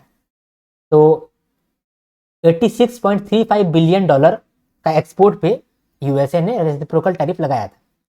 उसमें से जो 30.94 बिलियन है डॉलर है, इतना का एक्सपोर्ट पे टैरिफ कम कर दिया गया है। 50% से कम करके 18% कर दिया गया है। 10 बिलियन डॉलर एक्सपोर्ट ऐसा है जिसपे टैरिफ 0% कर दिया गया है, और ऑलरेडी 1.04 बिलियन डॉलर ऐसा एक्सपोर्ट था जहां पर टैरिफ 0 ही था। ठीक है, तो ये सीन है। अब इसके अंदर भी कुछ सेक्टर को कुछ बेनिफिट पहुंचा है, वो बेनिफिट को देखते हैं। जैसे टेक्सटाइल सेक्टर है, तो टेक्सटाइल सेक्टर में 50% का टैरिफ था, उसको 18% कर दिए हैं। सिल्क में 0% का टैरिफ है। इंडिया में टेक्सटाइल बहुत बनता है, इंडिया जो है टेक्सटाइल प्रोड्यूसर में बहुत आगे है। और आप देखे भी होंगे, हम लोग पूरा कपड़ा एकदम स्टाइलिश कपड़ा पहनते हैं, और जो फीमेल होती हैं वो तो और स्टाइलिश कपड़ा पहनती है। और शादी में आप देखते हो कि जो भी आप शादी विवाह होता है उसमें लड़कियां लहंगा खरीदती हैं, ठीक है। वो लहंगा जो होता है वो 10,000 15,000 का लहंगा होता है, और वो एक ही बार पहनती है। फिर उसके बाद अगला शादी में फिर अगला लहंगा, फिर वो भी वो एक ही बार पहनती है। तो ये जो लहंगा बना रहा है उसका तो प्रॉफिट ही हो रहा है ना। तो यहाँ इंडिया में टेक्सटाइल का भूख बहुत ज़्यादा है, इसीलिए इंडिया टेक्सटाइल बहुत बनाता है। और जब बहुत बनाता है तो एक्सपोर्ट भी करेगा, और एक्सपोर्ट भी करेगा तो यहाँ टेक्सटाइल सेक्टर को भी बेनिफिट पहुंच रहा है। लेदर और फुटवेयर में भी टैरिफ कम हुआ है, 50% से 18% हो गया। इंडस्ट्रियल गुड्स पे 0% हुआ है। जो जेम्स और ज्वेलरी था इस पे 50% से घटा करके 18% कर दिया गया है टैरिफ, और डायमंड और प्लेटिनम पे 0% किया गया है। एग्रीकल्चर जो है, एग्रीकल्चर पे पहले से 0% ड्यूटी ही था, अभी भी 0% ड्यूटी ही है। यानी जो भी एग्रीकल्चर का प्रोडक्ट यूएसए जाता है उसमें वो लोग कोई टैरिफ नहीं लगाता है। लगाएगा भी कैसे, आ ही नहीं पाएगा तो जिंदा ही नहीं रहेगा भैंस क्या, है ना। तो उसमें हम लोग आगे हैं, और इंडिया का ट्रेड सरप्लस है $1.3 बिलियन का, ठीक है। इसके बाद देखो, 28.30 बिलियन डॉलर ऐसा एक्सपोर्ट हुआ करता था जिसपे यूएसए ने अभी रेसिप्रोकल टैरिफ लगा दिया था, उस पर 0% कर दिया है, ठीक है। सिक्योरिटी बेस्ड ड्यूटी लगता था, किस पे लगता था, मान लो कि कुछ ऐसा चीज है जो कि हम लोग एक्सपोर्ट कर रहे हैं, और यूएसए को लगता है कि ये जो एक्सपोर्ट कर रहा है ये एक्सपोर्ट नहीं होना चाहिए, नेशनल थ्रेट है, तो वो सब चीज़ों पे ये सेक्शन 232 के अंदर टैरिफ लगाता था। तो अब उस टैरिफ को हटाया है, बोला कि 0% टैरिफ हम लेंगे। समझ में आया आपको यहाँ पर क्या खेल हुआ है, खेला होबे, ठीक। India US bilateral trade agreement sign हुआ है, providing preferential access for Indian export in US market valued at over $30 trillion, ठीक है। इंडिया का टोटल एक्सपोर्ट यूएसए को हो रहा है वो 2024 में कितना है, $86.35 बिलियन, ठीक है। Reciprocal tariff were earlier as 50% of several Indian products, this have been substantially reduced of the total export, US $40.96 billion were subject to reciprocal tariff, ठीक है। तो यहाँ पर मैंने आपको बोल दिया गलती से कि इतना पे रेसिप्रोकल टैरिफ लग रहा था, तो ये इतना पे रेसिप्रोकल टैरिफ नहीं लग रहा था, ये हम लोगों का मतलब कि एक्सपोर्ट है, जो रियल एक्सपोर्ट है वो इतना है, जिसके अंदर हम लोग रेसिप्रोकल टैरिफ कितना पे लग रहा था, रेसिप्रोकल टैरिफ लग रहा था इतना पे, ये कितना है टोटल, 40.96 बिलियन, ये है 40.96 बिलियन, ठीक है। तो इंडिया जो है वो टोटल कितना एक्सपोर्ट करता है, $86.35 बिलियन एक्सपोर्ट करता है, जिसमें से $40.96 बिलियन पे रेसिप्रोकल टैरिफ लग रहा था, जिसको हम लोग यहाँ पर कम किए, वो चीज़ यहाँ पर बताया है, ठीक है, क्लियर। यहाँ पर रीड कर रहे थे, ठीक है। Under the agreement tariff on 30.94 billion of this exports were reduced from 50% to 18%, while tariff on another 10.03 billion have been reduced from 50% to 0%. Exemption category: additional structure duty relief ensures zero reciprocal duty access for USD 1.04 billion under the exemption category, ठीक है। Section 232 and use commitment, इसके अंदर जो है $28.30 billion का जो reciprocal duty है उस पर कम कर रहा है, 50% से वो 0 कर दिया गया है, ठीक है। कुछ सेक्टर में बेनिफिट हुआ है, जैसे कि टेक्सटाइल सेक्टर में बेनिफिट हुआ है, लेदर एंड फुटवेयर सेक्टर में बेनिफिट हुआ है, जेम्स एंड ज्वेलरी सेक्टर में बेनिफिट हुआ है, इंडस्ट्रियल एक्सपोर्ट में भी बेनिफिट मिला है, इसमें 0 एडिशनल ड्यूटी लगेगा, ठीक है। इसके बाद फिर एग्रीकल्चर में भी इंडिया अभी ट्रेड सरप्लस में है, और इसमें भी 0 रेसिप्रोकल टैरिफ है, ठीक है। इसके बाद डिजिटल ट्रेड का बात किया गया कि 2024 में इंडिया का जो डिजिटल डिलीवर सर्विसेज है उसका एक्सपोर्ट $0.28 ट्रिलियन है, जो कि 10.3% से ईयर ऑन ईयर ग्रोथ कर रहा है। इंडिया 5th रैंक करता है in export of global digitally delivered services and 11th rank करता है इन इंपोर्ट्स, यानी जो डिजिटल डिलीवर्ड सर्विस है उसमें इंडिया 5th रैंक करता है एक्सपोर्ट में, और इंपोर्ट में 11 रैंक करता है। यूएस जो है वो 1st रैंक करता है इन बोथ एक्सपोर्ट और इंपोर्ट। ठीक है, तो यहां पर आप समझे कि इतना सारा जो 2 पेज में लिखा हुआ है, कॉम्प्लिकेटेड तरीके से लिखा हुआ है, वो हम लोग नोट्स के माध्यम से कैसे चीज़ों को आसान कर दिए। इसी को आप याद कर लो, याद भी हो जाएगा आपको इनफैक्ट। और यहाँ को आपको रीड करना पड़ेगा, क्योंकि यहाँ पर जो है इस तरीके से ही सेंटेंस आपको एग्जामिनेशन में भी दिखेगा कि आपको दिमाग में समझ में नहीं आएगा। जैसे यहाँ पर क्या बोला है, देखो यहाँ पर India rank 5% in the export of globally digital deliver services and 11 in the imports. भाई 11 in the imports of global digital deliver services लिख सकता था, लेकिन ऐसा नहीं लिखेगा, ताकि वो कंफ्यूज कर रहा है। समझो इस बात को, ठीक है। इसलिए रीड करना एक न एक बार जरूरी होता है, ताकि आपको पता चले कि ऐसा भी हो सकता है। ठीक है, और यहाँ पर आप मेनली समझे कि न्यूज में क्या था। ठीक है, आगे बढ़ते हैं। अर्बन चैलेंज फंड, इसमें क्या है देखो, सारा सिटीज जिसका पॉपुलेशन 10 लाख या फिर उससे कम है, सारा स्टेट और यूनियन टेरिटरी का कैपिटल, ठीक है, इंडस्ट्रियल सिटीज जिसका पॉपुलेशन 1 लाख या उससे कम है, सारा अर्बन लोकल बॉडीज। देखो अर्बन चैलेंज फंड क्या है, चैलेंज मोड में अर्बन एरिया को डेवलप करने के लिए एक फंड बनाए। मतलब अर्बन एरिया चैलेंज करेगा कि ये वाला चीज हमको करना है, आप हमको पैसा दीजिए, तो गवर्नमेंट उसको पैसा देगा। अब बोलेगा कि तुम इसको अच्छा करो, तो अच्छा करेगा। ठीक है, मतलब कोई भी सिटीज जिसका पॉपुलेशन 10 लाख या उससे कम है, और कोई भी स्टेट या यूनियन टेरिटरी का कैपिटल, या फिर ऐसा इंडस्ट्रियल सिटीज जिसका पॉपुलेशन 1 लाख या उससे कम है, या सारा तरीके का अर्बन लोकल बॉडी जो हिली स्टेट्स में है, नॉर्थ इंडियन स्टेट्स में है, और ऐसा छोटा छोटा अर्बन लोकल बॉडी जिसका पॉपुलेशन 1 लाख से कम है। अगर ये सब है और ये लोग प्रोजेक्ट प्रपोज कर रहा है कि देखो हम अर्बन गवर्नेंस के लिए ये काम करेंगे, हम मार्केट फाइनेंस सिस्टम के लिए ये काम करेंगे, हम ऑपरेशनल एफिशिएंसी के लिए ये काम करेंगे, हम अर्बन प्लानिंग के लिए ये काम करेंगे, और ये काम करने के लिए हमको इतना खर्चा लगेगा, तो उसमें से गवर्नमेंट को लगेगा कि जो अर्बन लोकल बॉडी बेस्ट काम कर रहा है उसको गवर्नमेंट पैसा देगा। कितना पैसा देगा? 25% ऑफ द प्रोजेक्ट कॉस्ट पैसा देगा। अब बोलेगा कि बाकी का 75% खुद से अरेंज करो। ये जो बाकी का 75% खुद से अरेंज कर रहे हो, उसमें से भी जो 50% है मिनिमम, वो मार्केट से ही रेज करना बाय लोन और बॉन्ड। ठीक है, समझे यहां पर क्या हो रहा है? सरकार चाहता है कि बहुत सारा अर्बन एरिया ग्रो करे। अगर अर्बन एरिया के पास पैसा नहीं है तो पैसा मांगे, सरकार देगा पैसा। लेकिन सरकार बोल रहा है कि चैलेंज मोड में, मतलब पहले तुम दिखाओ कि तुम्हारा प्रोजेक्ट कितना अच्छा है, जिसका बेस्ट प्रोजेक्ट होगा उसको हम हेल्प करेंगे, उसको गवर्नमेंट हेल्प करेगा। ठीक है, तो किसको किसको गवर्नमेंट हेल्प करेगा? तो जो भी सिटी जिसका पॉपुलेशन जो है 10 लाख उससे कम है, ठीक है, ऑल स्टेट्स यूनियन टेरिटरीज जिसका कैपिटल है, मतलब कि जो कैपिटल स्टेट्स है, कैपिटल सिटीज है, फिर इंडस्ट्रियल सिटीज जिसका पॉपुलेशन 1 लाख उससे कम है, all urban local body in hilly areas, north eastern states, या फिर स्मॉलर अर्बन लोकल बॉडीज जिसका कि 1 लाख से कम पॉपुलेशन है, वो सारे लोग प्रपोज करो प्रोजेक्ट और प्रोजेक्ट का कॉस्ट। 4 थीम पे रहना चाहिए तुम्हारा प्रोजेक्ट, उसका कॉस्ट अर्बन गवर्नेंस पे, मार्केट और फाइनेंशियल सिस्टम पे, ऑपरेशनल एफिशिएंसी पे और अर्बन प्लानिंग पे। अगर आपका प्रोजेक्ट बेस्ट है तो आपको बेनिफिट पहुंचेगा, आपको 25% ऑफ प्रोजेक्ट कॉस्ट मिलेगा। बाकी का 75% आप खुद से अरेंज करो, लेकिन बाकी का जो 75% आप खुद से अरेंज करोगे उसमें भी मिनिमम 50% आपको मार्केट से रेज करना पड़ेगा। अभी तो मालूम चलेगा कि आप जो आइडिया प्रपोज कर रहे हैं वो एक्चुअली में यूजफुल है कि नहीं है। अगर यूजफुल होगा तो इन्वेस्टर्स आप पे इन्वेस्ट करेगा, अगर यूजफुल नहीं होगा, अगर आप ढकोसलाबाजी कर रहे हैं तो इन्वेस्टर्स आप पे इन्वेस्ट नहीं करेगा।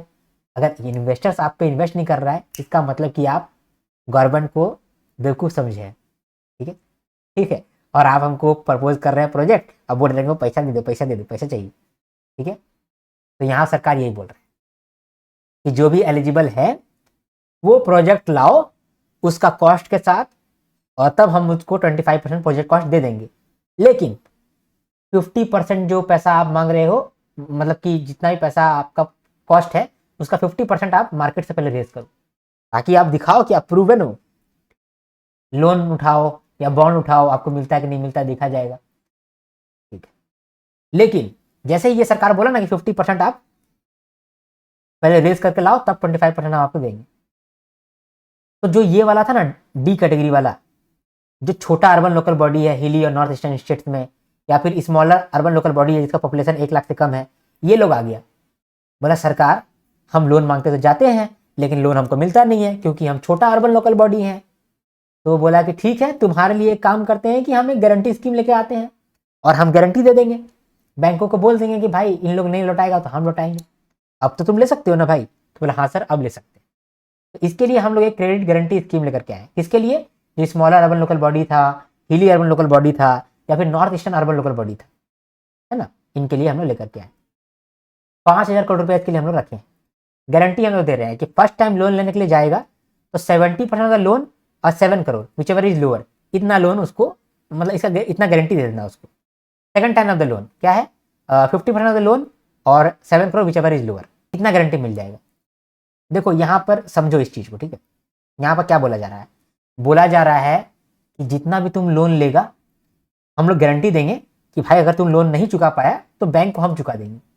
तो कितना रुपया तक चुका देंगे? 70% ऑफ द लोन चुका देंगे।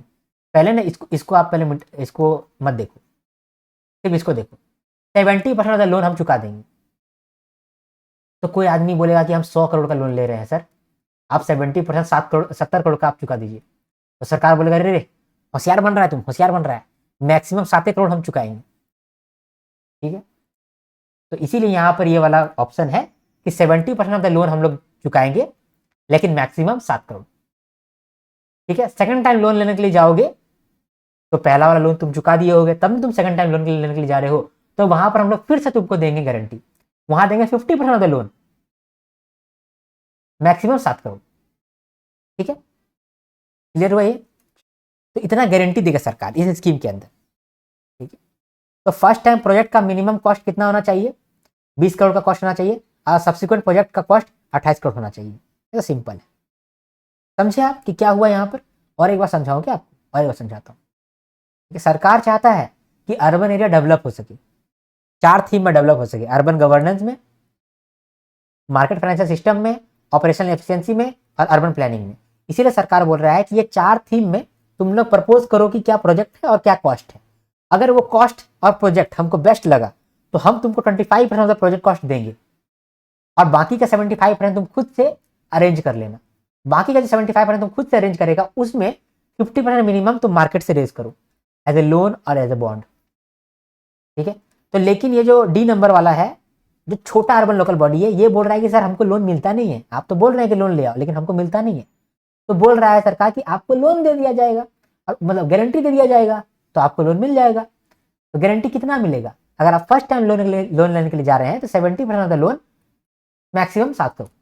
अगर आप फर्स्ट टाइम लोन दे दिए, चुकता कर दिए, अब दूसरा बार लोन लेने के लिए जा रहे हैं तो वहां पर भी गारंटी देंगे 50% ऑफ द लोन और 7 crore which ever is lower. ये था स्कीम। क्या रीड करते हैं। तो यूनियन कैबिनेट ने अप्रूव किया है the launch of urban challenge fund with total central assistance of 1 lakh crore रुपया।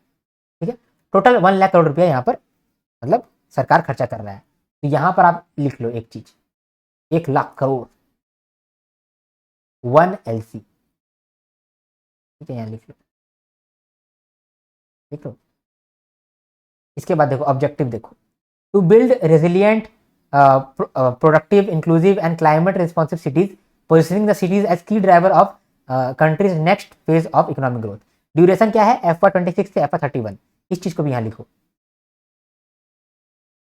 ठीक है, ये 1 लाख को ना ऊपर रखो और नीचे लिखो FY26 to 31।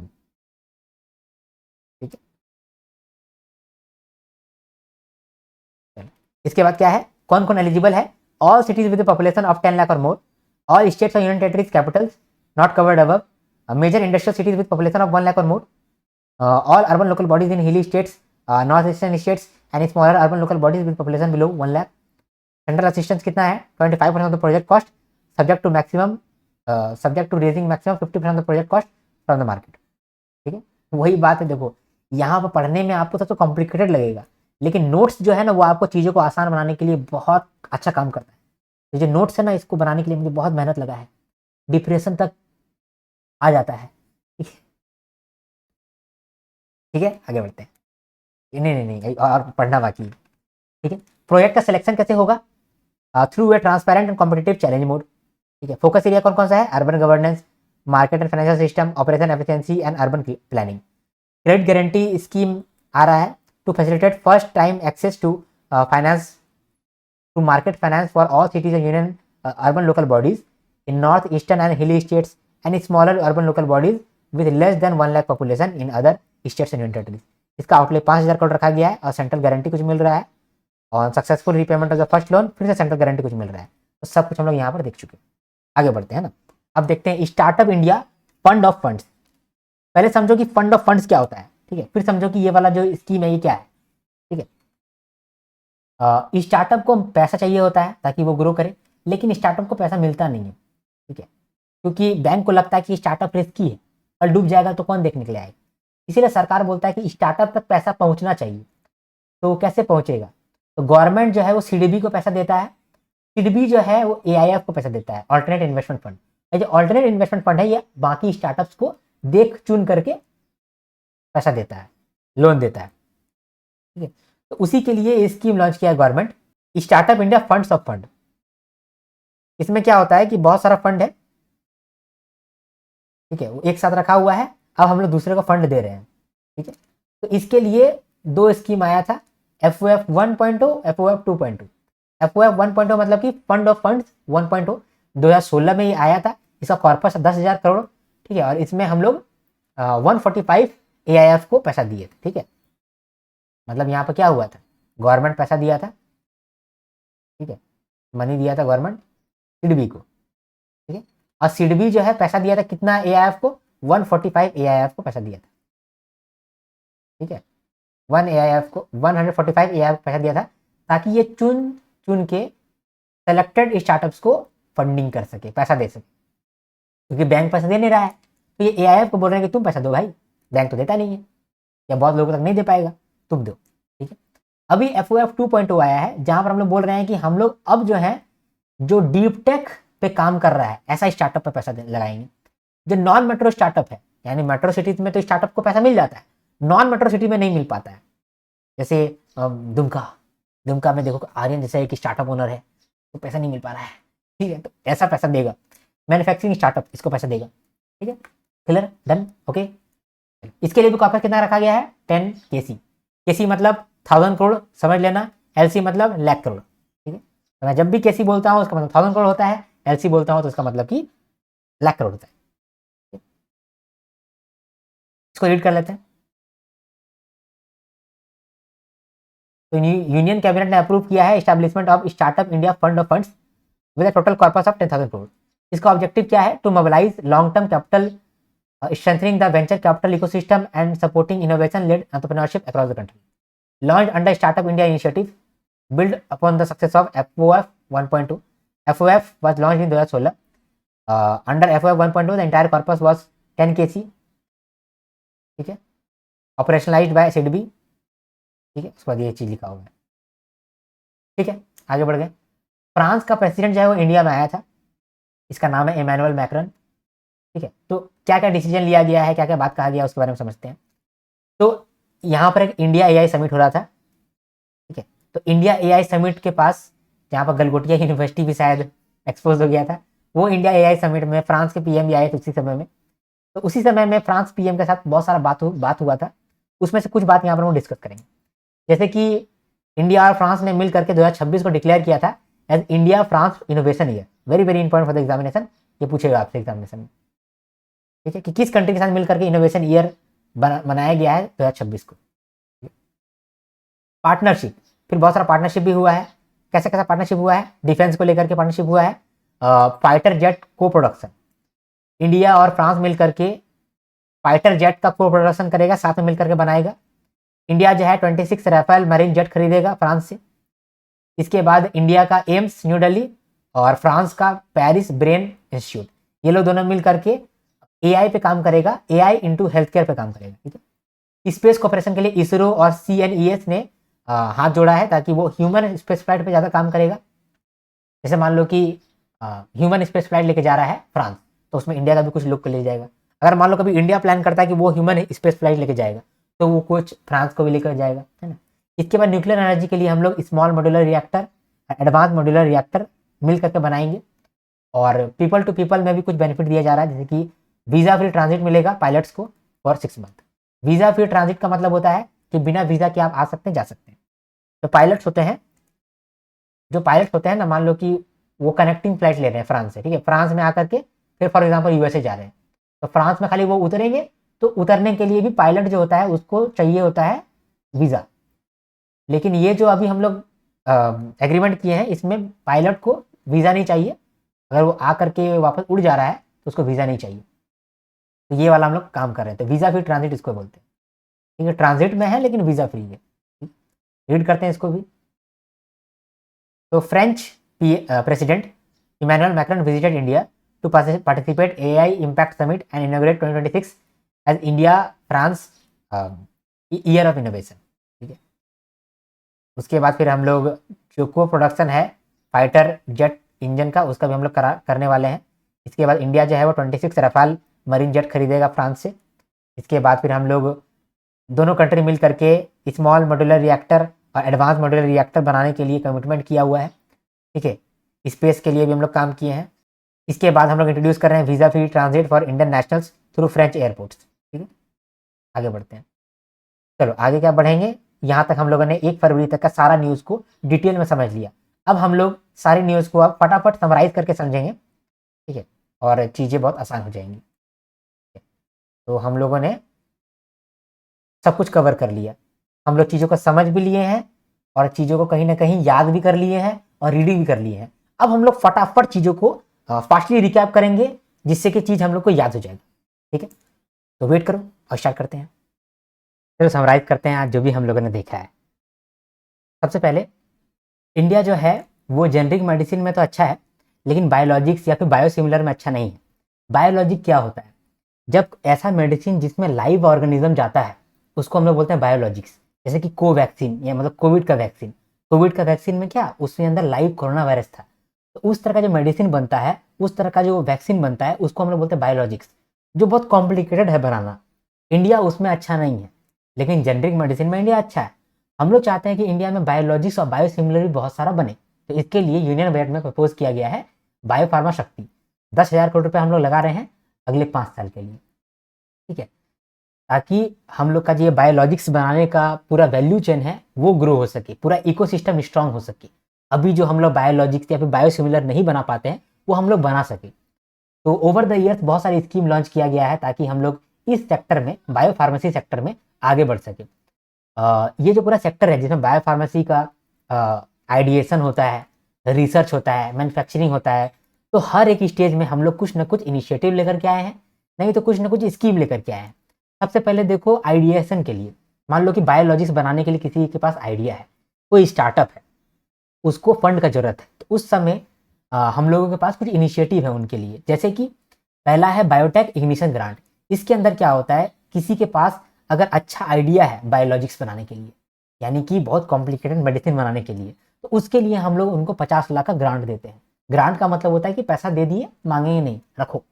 तो 50 लाख ग्रांट दिए अगले 18 महीने के लिए। ठीक है, इसके बाद सीड फंड। अगर मान लो कि कोई ऐसा स्टार्टअप है जो प्रूफ ऑफ कॉन्सेप्ट पे है, यानी कि वो बायोलॉजिक्स या फिर बायोसिमिलर बनाने के बहुत करीब है और ऑलमोस्ट उसका बन गया है, उसका कॉन्सेप्ट में प्रूव है, मतलब कॉन्सेप्ट उसका प्रूफ है, बनाना चाहता है, आगे बढ़ना चाहता है, तो उसको 30 लाख का इक्विटी सपोर्ट मिलेगा अंडर सीड फंड। इसके बाद मान लो कि किसी ने प्रूफ ऑफ कॉन्सेप्ट से भी आगे बढ़ के काम कर लिया है, तो उसको कमर्शलाइजेशन के लिए 100 लाख तक का इक्विटी भी मिलेगा। तो ये सब कुछ इनिशिएटिव है जो उसको इम्प्लीमेंट कर रहा है बायरेक, यानी कि biotechnology innovation research assisted council. ये उसको मतलब ये कुछ इनिशिएटिव लेकर के आया है फॉर आइडिएशन पर्पस, जो मान लो कि बायोलॉजिक्स या फिर बायोसिमिलर का आइडिएशन स्टेज पे है। मान लो कि कोई रिसर्च कर रहा है, तो अब उनके लिए भी तो कोई स्कीम होना चाहिए। तो 2017 में लॉन्च हुआ था नेशनल बायो फार्मा मिशन, जिसमें 1500 करोड़ रुपया आउटले रखा गया था, जिसको को फंड किया था वर्ल्ड बैंक भी। और चाहते थे कि जो अर्ली रिसर्च एंड डेवलपमेंट कर रहा है बायोटेक का या फिर बायो फार्मेसी का, तो उनको सपोर्ट किया जा सके। तो अर्ली रिसर्च एंड डेवलपमेंट के लिए सपोर्ट दिया गया था इस स्कीम के अंदर, नेशनल बायो फार्मा मिशन।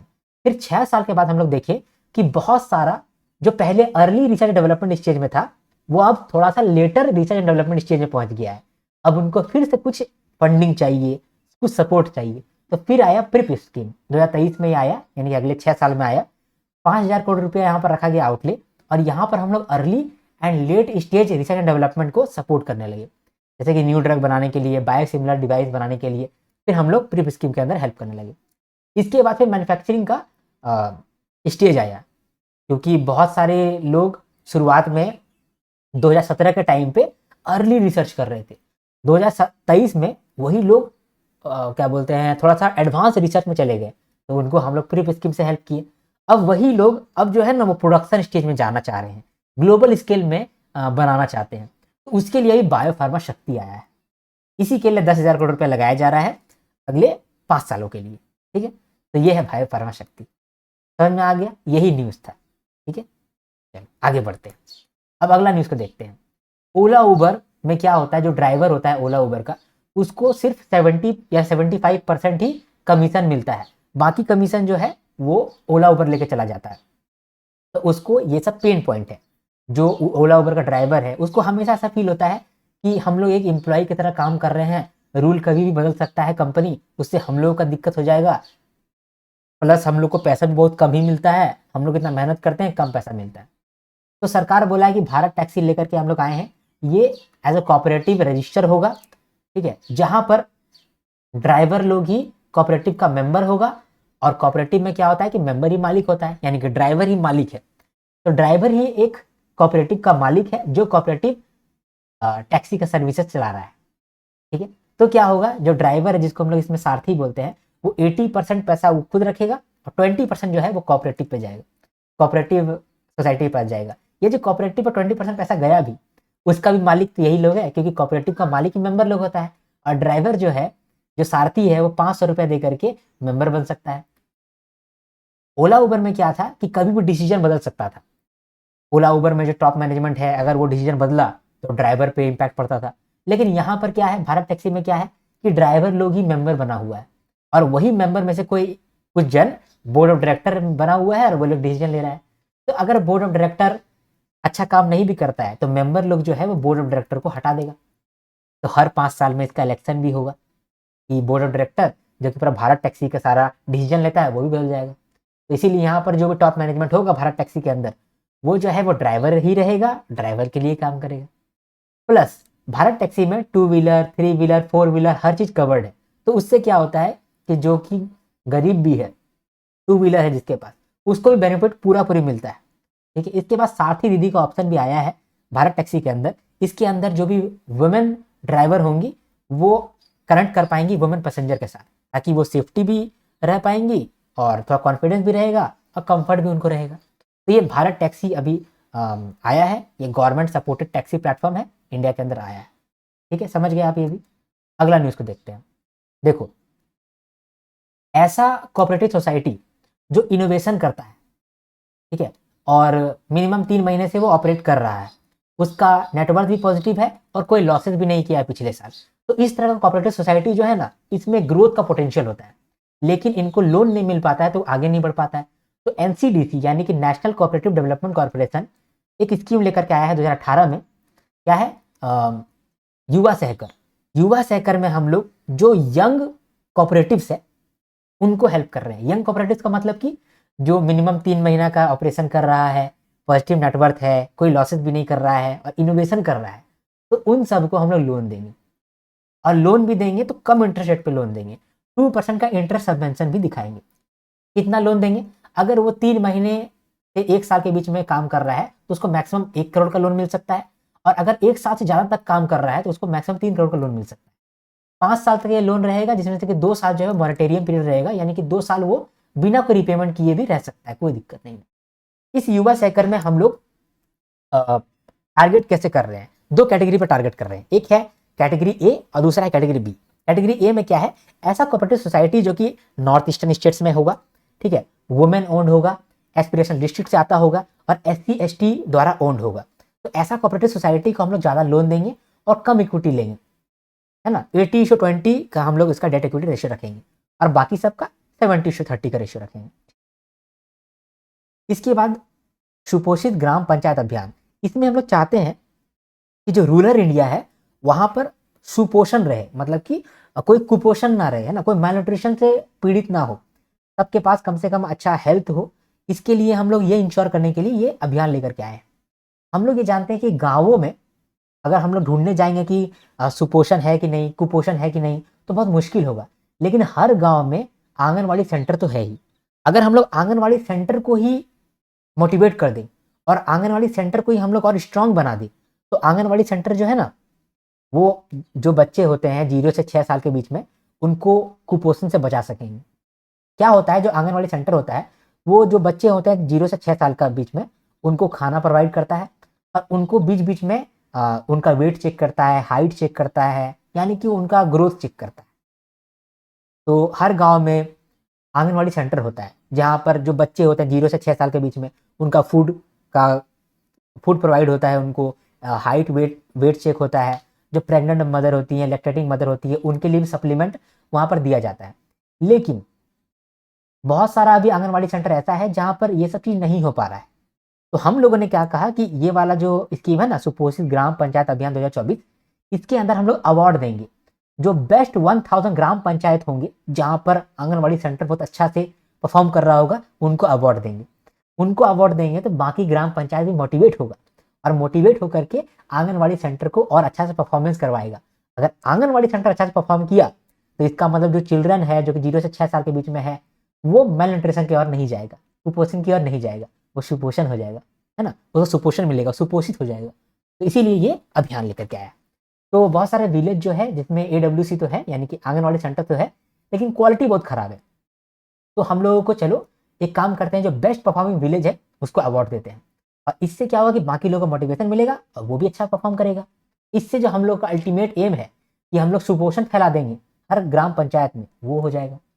तो ये जो सुपोषित ग्राम पंचायत अभियान आया था, 2024 में आया था by ministry of women and child development. ठीक है, इसमें क्या हो रहा है, जो कि स्टेट और यूनियन टेरिटरी है, वो लोग अपना ही स्टेट का 10% जो टॉप ग्राम पंचायत है उसको नॉमिनेट कर रहा है। ठीक है, अब नॉमिनेट कर दिया तो 10% ग्राम पंचायत बहुत सारा होगा, बहुत सारे स्टेट का 10% तो बहुत सारा होगा ना। अब उनमें से हम लोग बेस्ट 1000 ग्राम पंचायत को चुनेंगे। कैसे चुनेंगे? पोषण ट्रैकर ऐप देखेंगे और पोषण ट्रैकर में देखेंगे कि क्या ये कुछ पैरामीटर को फुलफिल कर रहा है। अगर फुलफिल कर रहा है तो उसको अवार्ड देंगे। कैसे देखेंगे? पोषण ट्रैकर में क्या क्या चेक करेंगे? चेक करेंगे कि ग्राम पंचायत में क्या आंगनवाड़ी सेंटर कम से कम 21 दिन तक खुला हुआ था पर मंथ, लास्ट क्वार्टर में। अगर खुला हुआ था तो अच्छी बात है।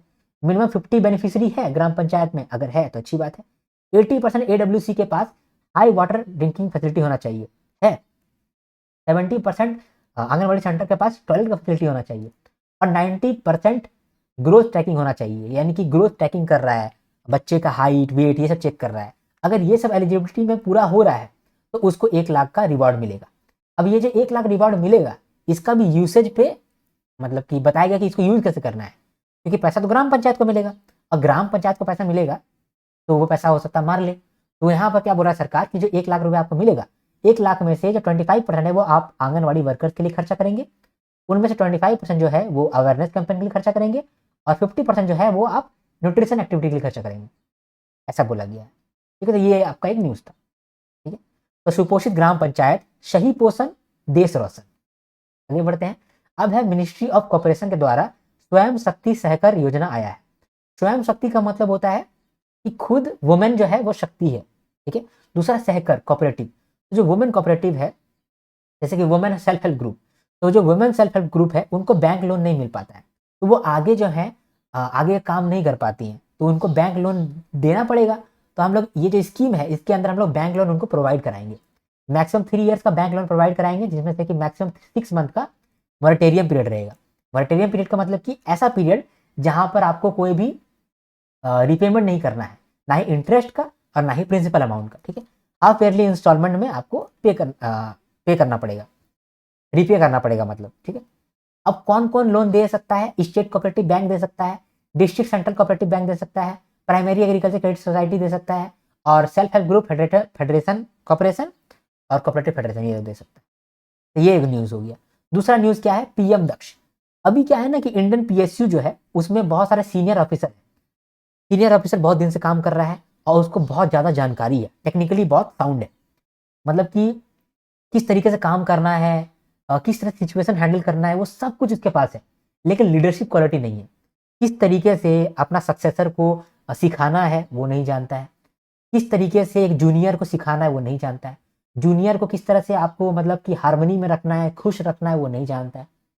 तो हम लोग चाहते हैं कि उन लोगों को लीडरशिप क्वालिटी सिखाएं, क्योंकि इंडियन पीएसयू में बहुत सीनियर ऑफिसर है जिनका बहुत ज्ञान है, उनका ज्ञान व्यर्थ ना चला जाए, इसीलिए हम लोग क्या चाहते हैं कि उनको लीडरशिप क्वालिटी उसके अंदर डालें, ताकि वो जो आगे आने वाला जनरेशन है, जेनजी जो है, उन तक वो अपना एक्सपीरियंस को पहुंचा सके, ताकि वो चीज़ों को आगे लेके जा सके।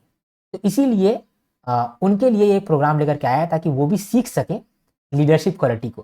कैसे सीखेंगे, उनके लिए स्कीम लाया गया है, पीएम दक्ष स्कीम। तो दक्ष का फुल फॉर्म आपसे पूछ सकता है, दक्ष का फुल फॉर्म क्या है?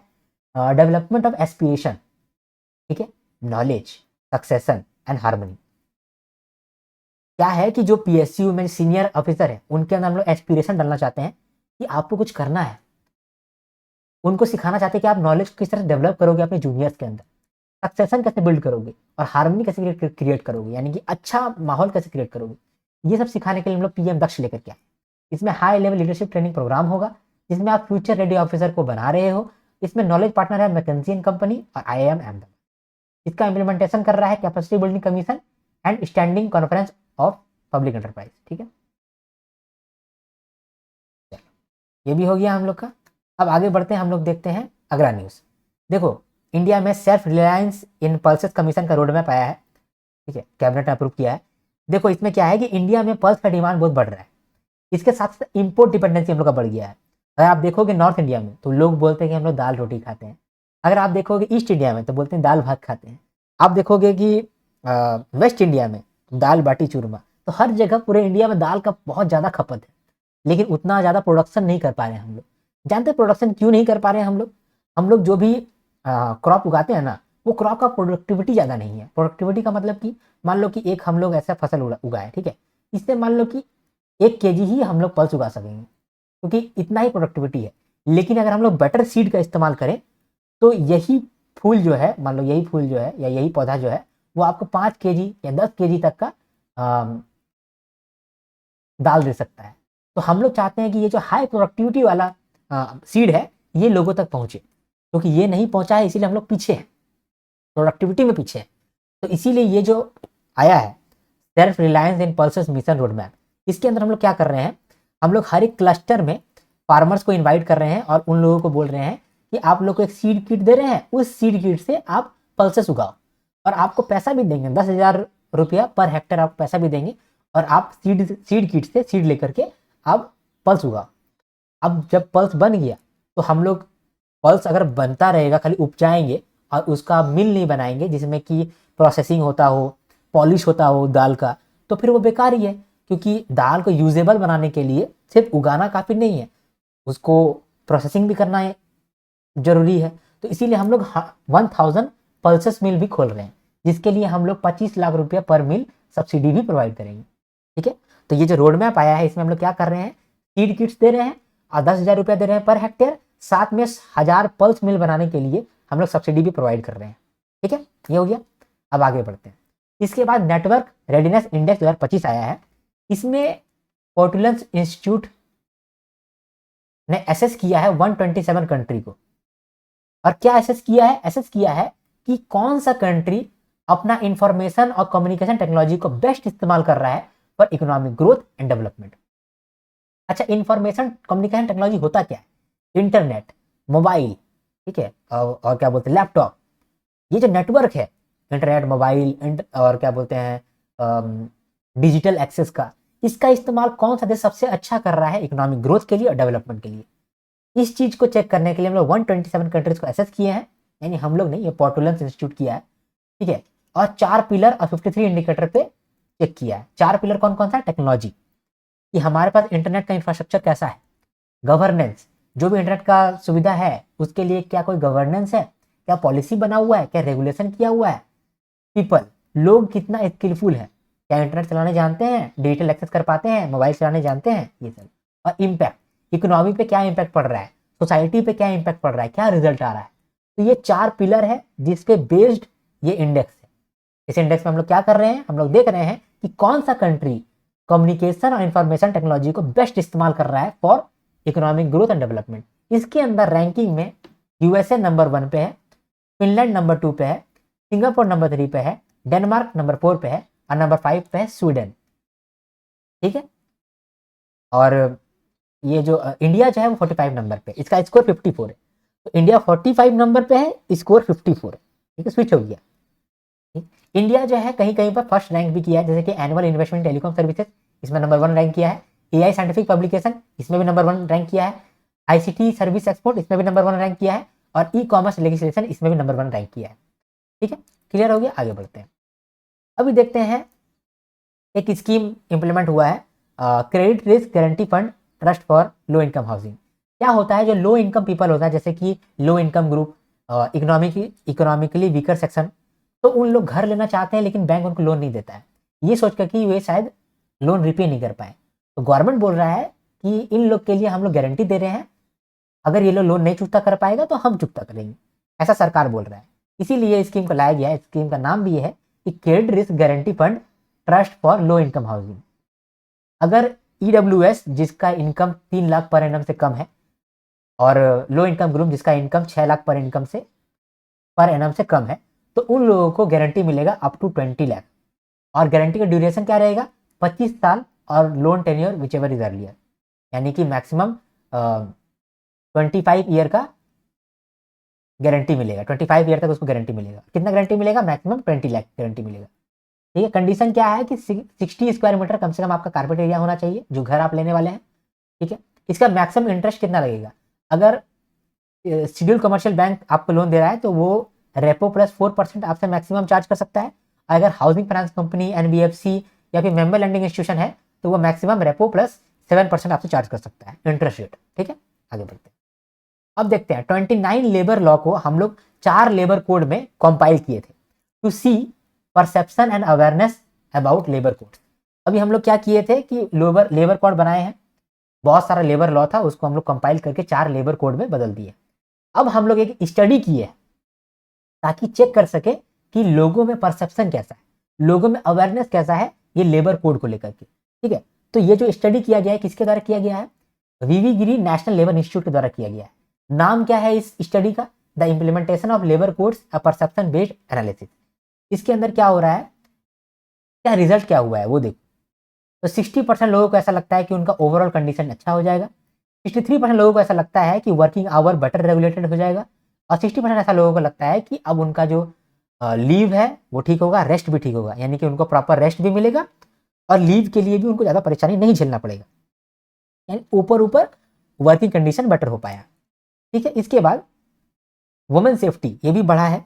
66% वर्कर्स ऐसा बिलीव करते हैं कि वुमेन का सेफ्टी बढ़ा है, वुमेन का ट्रांसपोर्टेशन, वुमेन का मॉनिटरिंग, ये सब कुछ बढ़ा है। ठीक है, 64% लोग ऐसा समझते हैं कि उनका इनकम सिक्योरिटी बढ़ गया है, और 54% लोग ऐसा समझते हैं कि उनको टाइमली पेमेंट मिलेगा इन लेबर कोड की वजह से।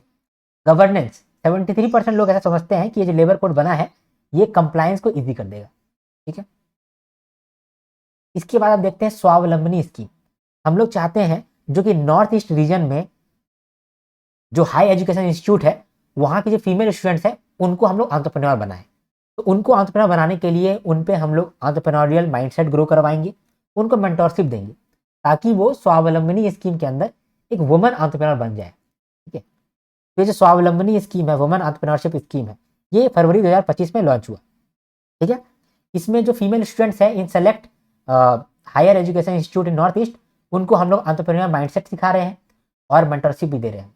ठीक है, कौन देगा ये, national institute of entrepreneurship and small business development NIESBUD Noida देगा, और Indian institute of entrepreneurship Guwahati देगा। ठीक है, ये जो नॉलेज होगा ये किसके द्वारा प्रोवाइड किया जाएगा, women entrepreneurship platform bye NITI Aayog. Faculty जो कि ये नॉलेज देगा उस फैकल्टी को भी हम लोग ट्रेनिंग देंगे, 5 दिन का उनका भी ट्रेनिंग होगा। ये पायलट प्रोजेक्ट 6 यूनिवर्सिटी में भी चालू हो गया है। अब इंडिया और यूएसए का ट्रेड डील के बारे में समझते हैं। देखो क्या हुआ था कि अभी कुछ समय पहले इंडिया ना यूएसए पे बहुत ज़्यादा टैरिफ लगाता था, तो यूएसए को गुस्सा आ गया, बोला भाई तुम बहुत टैरिफ लगा रहा है हम पे, हम भी तुमको टैरिफ लगाएंगे। तो यूएसए भी टैरिफ लगा दिया, 50% टैरिफ लगा दिया, 50% टैरिफ लगा दिया यूएसए। बोला कि तुम होशियार बनता है इंडिया, तो हम पे लगा रहा है टैरिफ, हम भी तुम पर टैरिफ लगाते हैं। तुम भी एक्सपोर्ट करो, हम भी टैरिफ लगाएंगे, ठीक है। तो वो जो टैरिफ लगा रहा था उसको थोड़ा सा वो ईज कर दिया है, ठीक है। तो वही यहाँ पर वही न्यूज़ है कि इंडिया यूएसए के बीच में ट्रेड डील साइन हुआ है कि जो आप रेसिप्रोकल टैरिफ लगा रहे थे उसको आप थोड़ा सा ईज कर दीजिए, ठीक है। अभी करंटली क्या होता है, इंडिया जो है 86.35 बिलियन डॉलर का एक्सपोर्ट करता है, जिसमें से कि 40.96 बिलियन डॉलर ऐसा डॉलर था जिसपे रेसिप्रोकल ड्यूटी लग रहा था, रेसिप्रोकल टैरिफ लग रहा था। ये 40.96 बिलियन पे रेसिप्रोकल टैरिफ लग रहा था। इसमें से कुछ पे टैरिफ कम किया गया, जैसे कि 30.94 बिलियन डॉलर का एक्सपोर्ट पे कम किया गया टैरिफ। कितना किया है, 50% से 18% कर दिया है। 10.03 बिलियन डॉलर पे टैरिफ 50% था, उस पर 0% कर दिया गया। और 1.04 बिलियन डॉलर पे टैरिफ 0% ही था, उस पर 0% ही कर दिया। ठीक है, तो ये हुआ है। इस पे इसके बाद कुछ सेक्टर्स पे बेनिफिट भी मिला है कुछ सेक्टर को, जैसे कि टेक्सटाइल सेक्टर। टेक्सटाइल सेक्टर में क्या हुआ है कि 50% उस पर टैरिफ लग रहा था, तो अब जो है सिर्फ 18% लग रहा है, ठीक है, सिर्फ 18% लग रहा है। और सिल्क का एक्सपोर्ट पे 0% लग रहा है। लेदर फुटवेयर पे भी 50% लग रहा था, अब 18% लग रहा है। इंडस्ट्रियल गुड्स अब उस पर एडिशनल टैरिफ 0% लग रहा है। जेम्स एंड ज्वेलरी पहले 50% लग रहा था, अब सिर्फ 80% लग रहा है। और डायमंड और प्लेटिनम के लिए जो एक्सपोर्ट है उस पर 0% लग रहा है ड्यूटी, ठीक है। एग्रीकल्चर में हम लोग पहले से ही 0% ड्यूटी पे थे, अभी भी 0% ड्यूटी पे है। हम लोग ट्रेड सरप्लस में है, ठीक है। 1.3 बिलियन डॉलर का हम लोग ट्रेड सरप्लस में है एग्रीकल्चर का अगर बात करें तो, ठीक है। इसके बाद 28.30 बिलियन डॉलर एक्सपोर्ट्स पे सिक्योरिटी बेस्ड ड्यूटी लगता था सेक्शन 232 के अंदर, तो उस पर भी बात हुआ है कि उस पर भी 0% ड्यूटी लगेगा। इसके बाद जो डिजिटल डिलीवर्ड सर्विसेज होता है, जो डिजिटल डिलीवरी सर्विस होता है, यानी जो कि डिलीवर हम लोग कर रहे हैं डिजिटली, ऐसे जो भी सर्विसेज है जैसे कि कस्टमर केयर का बात हो गया, ठीक है। ये सब जो सर्विस हम लोग एक्सपोर्ट करते हैं या फिर इंपोर्ट करते हैं, तो ग्लोबली जो है इंडिया कितना इंपोर्ट करता है ये सब सर्विस और कितना एक्सपोर्ट करता है, ठीक है। मतलब इंडिया का कितना रैंक है इंपोर्ट और एक्सपोर्ट में, ये आप हमको अभी बताएंगे। अगर आपने मान लो पीडीएफ पढ़ा है तो ये आप बता दोगे, ठीक है। और दूसरा ये तो इंडिया का कितना रैंक है, और दूसरा यूएसए का कितना रैंक है, ये भी आप बताओगे इंपोर्ट और एक्सपोर्ट में, ठीक है। ये आपका काम हुआ, ठीक है। इसके बाद देखो अर्बन चैलेंज फंड। इंडिया क्या चाहता है कि जो भी अर्बन एरिया है वो डेवलप करे, तो अर्बन एरिया को डेवलप करने के लिए पैसा चाहिए, तो सरकार बोल रहा है कि पैसा देंगे, तुम एक बार लेकर के आओ अच्छा प्रपोजल, तुमको पैसा मिलेगा। तो यहां पर हम लोग क्या बोल रहे हैं, ऑल सिटीज जिसका पॉपुलेशन 10 लाख या उससे कम है, ऑल स्टेट्स यूनियन टेरिटरीज का कैपिटल, ऑल इंडस्ट्रियल सिटीज जिसका पॉपुलेशन 1 लाख या उससे कम है, ऑल अर्बन लोकल बॉडीज जो कि हिली स्टेट्स में आते हैं, नॉर्थ ईस्टर्न स्टेट्स में आते हैं, और स्मॉलर अर्बन लोकल बॉडी जिसका पॉपुलेशन 1 लाख से कम है, ये लोग प्रपोज करो अपना प्रोजेक्ट और कॉस्ट, और हम लोग उसके बदले में आपको रिलीफ देंगे, असिस्टेंस देंगे। तो अगर मान लो कि ये सब जो है, ये सब जब प्रपोज करेगा प्रोजेक्ट, और वो प्रोजेक्ट जो है वो इन चारों थीम के अंदर होगा, अर्बन गवर्नेंस के लिए होगा, मार्केट फाइनेंस सिस्टम के लिए होगा, ऑपरेशनल एफिशिएंसी के लिए रहेगा, या फिर अर्बन प्लानिंग के लिए रहेगा, अगर रहता है तो जो बेस्ट प्रोजेक्ट होगा उसको हम लोग 25% ऑफ प्रोजेक्ट कॉस्ट देंगे, और बोलेंगे कि बाकी का 75% तुम खुद अरेंज करो, लेकिन जितना तुम 75% खुद अरेंज करेगा ना, उसमें से जो 50% है वो तुम रेज करेगा फ्रॉम मार्केट, यानी कि एज अ लोन और बॉन्ड, ताकि हमको ही मालूम चल सके कि हम 25% जो प्रोजेक्ट कॉस्ट तुमको दे रहे हैं वो सही कॉस्ट है कि नहीं है। क्योंकि तुम 50% जब उठाएगा मार्केट से, और अगर तुम पैसा उठा लिया है, इसका मतलब कि प्रूवन हो जाएगा कि तुम्हारा प्रोजेक्ट सच में बेस्ट है। अगर सच में बेस्ट है तो 25% प्रोजेक्ट कॉस्ट तुमको मिल जाएगा, ठीक है। तो ये कंडीशन रखा है अर्बन चैलेंज फंड के अंदर, ठीक है। ठीक है, समझ में आया ना आपको क्या हुआ है। चैलेंज मोड के अंदर अर्बन एरिया को डेवलप करने के लिए फंड तैयार किया गया है। इसमें सरकार क्या बोल रहा है, इसमें सरकार बोल रहा है कि जो भी सिटी जिसका पॉपुलेशन 10 लाख से 10 लाख है, और सिटीज यूनियन टेरिटरी का कैपिटल, इंडस्ट्रियल सिटी जिसका पॉपुलेशन 1 लाख या उससे कम है, और अर्बन लोकल बॉडी जो कि हिली या फिर नॉर्थ ईस्टर्न स्टेट्स में है, और अर्बन लोकल बॉडी जिसका कि 1 लाख से पॉपुलेशन कम है, तो इन सब को बोला गया है कि तुम लोग प्रोजेक्ट को प्रपोज करो in the theme of urban governance, market financial system, operational efficiency और अर्बन प्लानिंग। अगर ये प्रोजेक्ट तुम्हारा बेस्ट होगा तो हम लोग तुमको 25% of the project cost assistance देंगे। अब बाकी का 75% तुम अरेंज करना। बाकी का 75% जो तुम अरेंज कर रहा है उसमें जो 50% है वो तुम रेज करो फ्रॉम मार्केट। ठीक है, तो जब ये बात हम लोग बोल दिए तो जो स्मॉलर अर्बन लोकल बॉडी था, या फिर जो अर्बन लोकल बॉडी जो हिली या फिर नॉर्थ ईस्टर्न स्टेट्स में था, उन लोगों के लिए चिंता हो गया, क्योंकि बाकी लोग तो आराम से रेज कर सकता है, बाय लोन या फिर बाय बॉन्ड रेज कर सकता है, लेकिन ये लोग रेज नहीं कर सकता। ये लोग तो बहुत मुश्किल से यहाँ पर खड़ा ही हो पाया है, ये लोग तो रेज नहीं कर सकता है। तो ये लोग बोलने लगा कि सर हम लोग अगर रेज नहीं कर सकते हैं तो हमको तो मिलेगा नहीं पैसा। तो सरकार बोला कि कोई बात नहीं, तुम लोग के लिए हम एक दिमाग लगाए हैं। जो स्मॉलर अर्बन लोकल बॉडी है, या फिर हिली अर्बन लोकल बॉडी है, या फिर north eastern urban local body है, उनके लिए एक स्कीम लाए हैं, credit repayment guarantee access scheme. यानी तुम लोग को मार्केट से लोन मिलेगा, उसके बदले में हम लोग तुम लोग को गारंटी दे देंगे। तो गारंटी कितना मिलेगा? फर्स्ट बार जब तुम लोन लोगे तो 70% ऑफ द लोन तुमको गारंटी हम लोग दे रहे हैं, मैक्सिमम 7 करोड़। फिर जब तुम पहला टाइम लोन रिपे कर दोगे तो फिर सेकंड टाइम लोन लेने के लिए जाओगे, जब तुम सेकंड टाइम लोन लेने के लिए जाओगे तो 50% ऑफ द लोन हम लोग गारंटी कर देंगे। यानी कि तुम नहीं पे करे तो हम पे करें, गवर्नमेंट पे किया तो 50% ऑफ द लोन गारंटी होगा, लेकिन मैक्सिमम 7 करोड़। ठीक है, ये समझ लिए आप। नोट्स से चीज़ें समझना कितना आसान होता है। अगर आपको समझने में आसानी हो रहा है तो एक लाइक करो और एक कमेंट करो। आपका जो कमेंट होता है ना वो बहुत अच्छा लगता है हमको, दिल गार्डन हो जाता है हमको। ठीक है, अभी देखते हैं गवर्नमेंट ऑफ इंडिया ने लॉन्च किया है startup India funds of fund. पहले समझो कि startup India funds of fund है क्या। अब पहले तो फंड्स ऑफ फंड क्या होता है। देखो, स्टार्टअप जो है उसको पैसा चाहिए होता है, लेकिन उसको पैसा नहीं मिल पाता है क्योंकि बैंक लोन नहीं देता है, ये सोच करके कि ये शायद रिपे नहीं कर पाएगा, इसका स्टार्टअप चलेगा कि नहीं चलेगा, तो नहीं देता है। दूसरा, ये बाहर मार्केट से लोन नहीं उठा सकता है क्योंकि ये अभी थोड़ा रिस्की भी होता है। तो गवर्नमेंट जो होता है इन लोगों को लोन प्रोवाइड कराता है थ्रू ऑल्टरनेट इन्वेस्टमेंट फंड। कैसे करता है? गवर्नमेंट पहले पैसा देता है सिडबी को, सिडबी जो है वो आगे पैसा देता है ऑल्टरनेट इन्वेस्टमेंट फंड को। ये जो ऑल्टरनेट इन्वेस्टमेंट फंड है ये चुन चुन करके स्टार्टअप को पैसा देता है, जो स्टार्टअप को पैसा चाहिए उसको पैसा देता है। इसको ही हम लोग बोलते हैं फंड्स ऑफ फंड, क्योंकि हम लोग एक ऐसा फंड बना रहे हैं जो दूसरे को फंड करता है। ठीक है, इसको बोलते हैं ऑल्टरनेट इन्वेस्टमेंट फंड।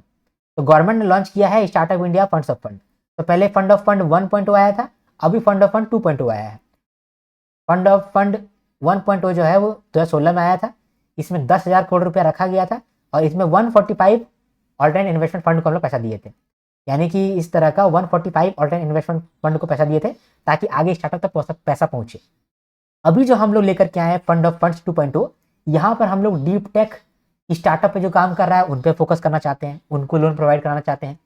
जो नॉन मेट्रो स्टार्टअप है उनको लोन पहुंचाना चाहते हैं, और जो मैन्युफैक्चरिंग स्टार्टअप है उनको भी लोन पहुंचाना चाहते हैं।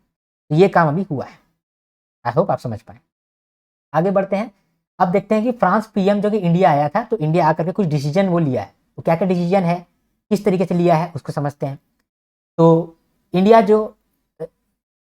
जो है वो इंडिया एआई इम्पैक्ट समिट कर रहा था। उस समय फ्रांस के पीएम फ्रांस के पीएम नहीं, यहाँ फ्रांस का प्रेसिडेंट होगा। यहाँ फ्रांस के प्रेसिडेंट जो इमैनुअल मैक्रोन है वो इंडिया आए थे, और वो इंडिया आकर के इम्पैक्ट एआई समिट में भाग लिए थे। उस समय ही बहुत सारा पार्टनरशिप भी हुआ था। तो जब इमैनुअल मैक्रोन आए थे तो इंडिया और फ्रांस मिल करके 2026 को डिक्लेयर किया as India France innovation year, और यहाँ बहुत सारा पार्टनरशिप हुआ। डिफेंस में बात किया गया कि इंडिया और फ्रांस दोनों मिल करके फाइटर जेट सफरन हल इसका को प्रोडक्शन करेगा। इंडिया जो है 26 राफेल मरीन जेट खरीदेगा फ्रांस से। हेल्थ केयर के अंदर एआई लेकर के आएगा। इसके लिए एम्स न्यू दिल्ली और फ्रांस का पेरिस बेन इंस्टीट्यूट, ये लोग दोनों मिलकर के आपस में कोऑपरेट करेगा। स्पेस कोऑपरेशन भी होगा इसरो और सीएनईएस के साथ, ताकि इस ह्यूमन स्पेस फ्लाइट जो है इसका प्रोजेक्ट को आगे बढ़ाया जा सके। न्यूक्लियर एनर्जी के लिए भी पार्टनरशिप हुआ, को डेवलपमेंट होगा स्मॉल मॉड्यूलर रिएक्टर का और एडवांस मॉड्यूलर रिएक्टर का। पीपल टू पीपल के लिए वीजा फ्री ट्रांजिट सेट किया गया for pilots for next 6 months। ठीक है, तो यहाँ पर हम लोगों ने ये न्यूज़ को भी समझा। इस तरीके से हम लोगों ने फरवरी महीने का 1 से लेकर के 15 तारीख तक का न्यूज़ कवर कर लिया। अगर आपको मेरा वीडियो पसंद आया है तो आप जरूर लाइक करो, क्योंकि आपका एक लाइक जो है वह मेरा वीडियो का क्रेडिबिलिटी हाई करता है और मुझे ज़्यादा रीच देता है, मुझे फ़ायदा होता है। तो आप मेरा फ़ायदा चाहते हो तो एक लाइक करो। और अभी तो हाइप का भी ऑप्शन आ गया, आप हाइप भी कर सकते हो अगर आपको मेरा वीडियो पसंद आता है, मेरा वीडियो से हेल्प आता है। ठीक है, आप कमेंट करो, आपका एक पॉजिटिव कमेंट जो है वो बहुत ज़्यादा इम्पैक्ट मेरे ऊपर डालता है, एक नेगेटिव कमेंट भी उतना ही खराब इम्पैक्ट भी डालता है। तो आप एक पॉजिटिव कमेंट जरूर करो अगर आपके पास टाइम है तो, ठीक है। अगर आप मेरे वीडियो को शेयर कर सकते हो तो वो मेरे लिए बहुत फायदेमंद साबित होगा और आपके दोस्तों के लिए भी बहुत फायदेमंद साबित होगा। आप हमारे चैनल को सब्सक्राइब करके रखो, आपको बहुत बेनिफिट मिलेगा, इसका तो मैं गारंटी ले सकता हूँ। चलो हम लोग मिलते हैं नेक्स्ट वीडियो में, तब तक के लिए हर हर महादेव, शंभू शंकर, जय हिंद जय भारत।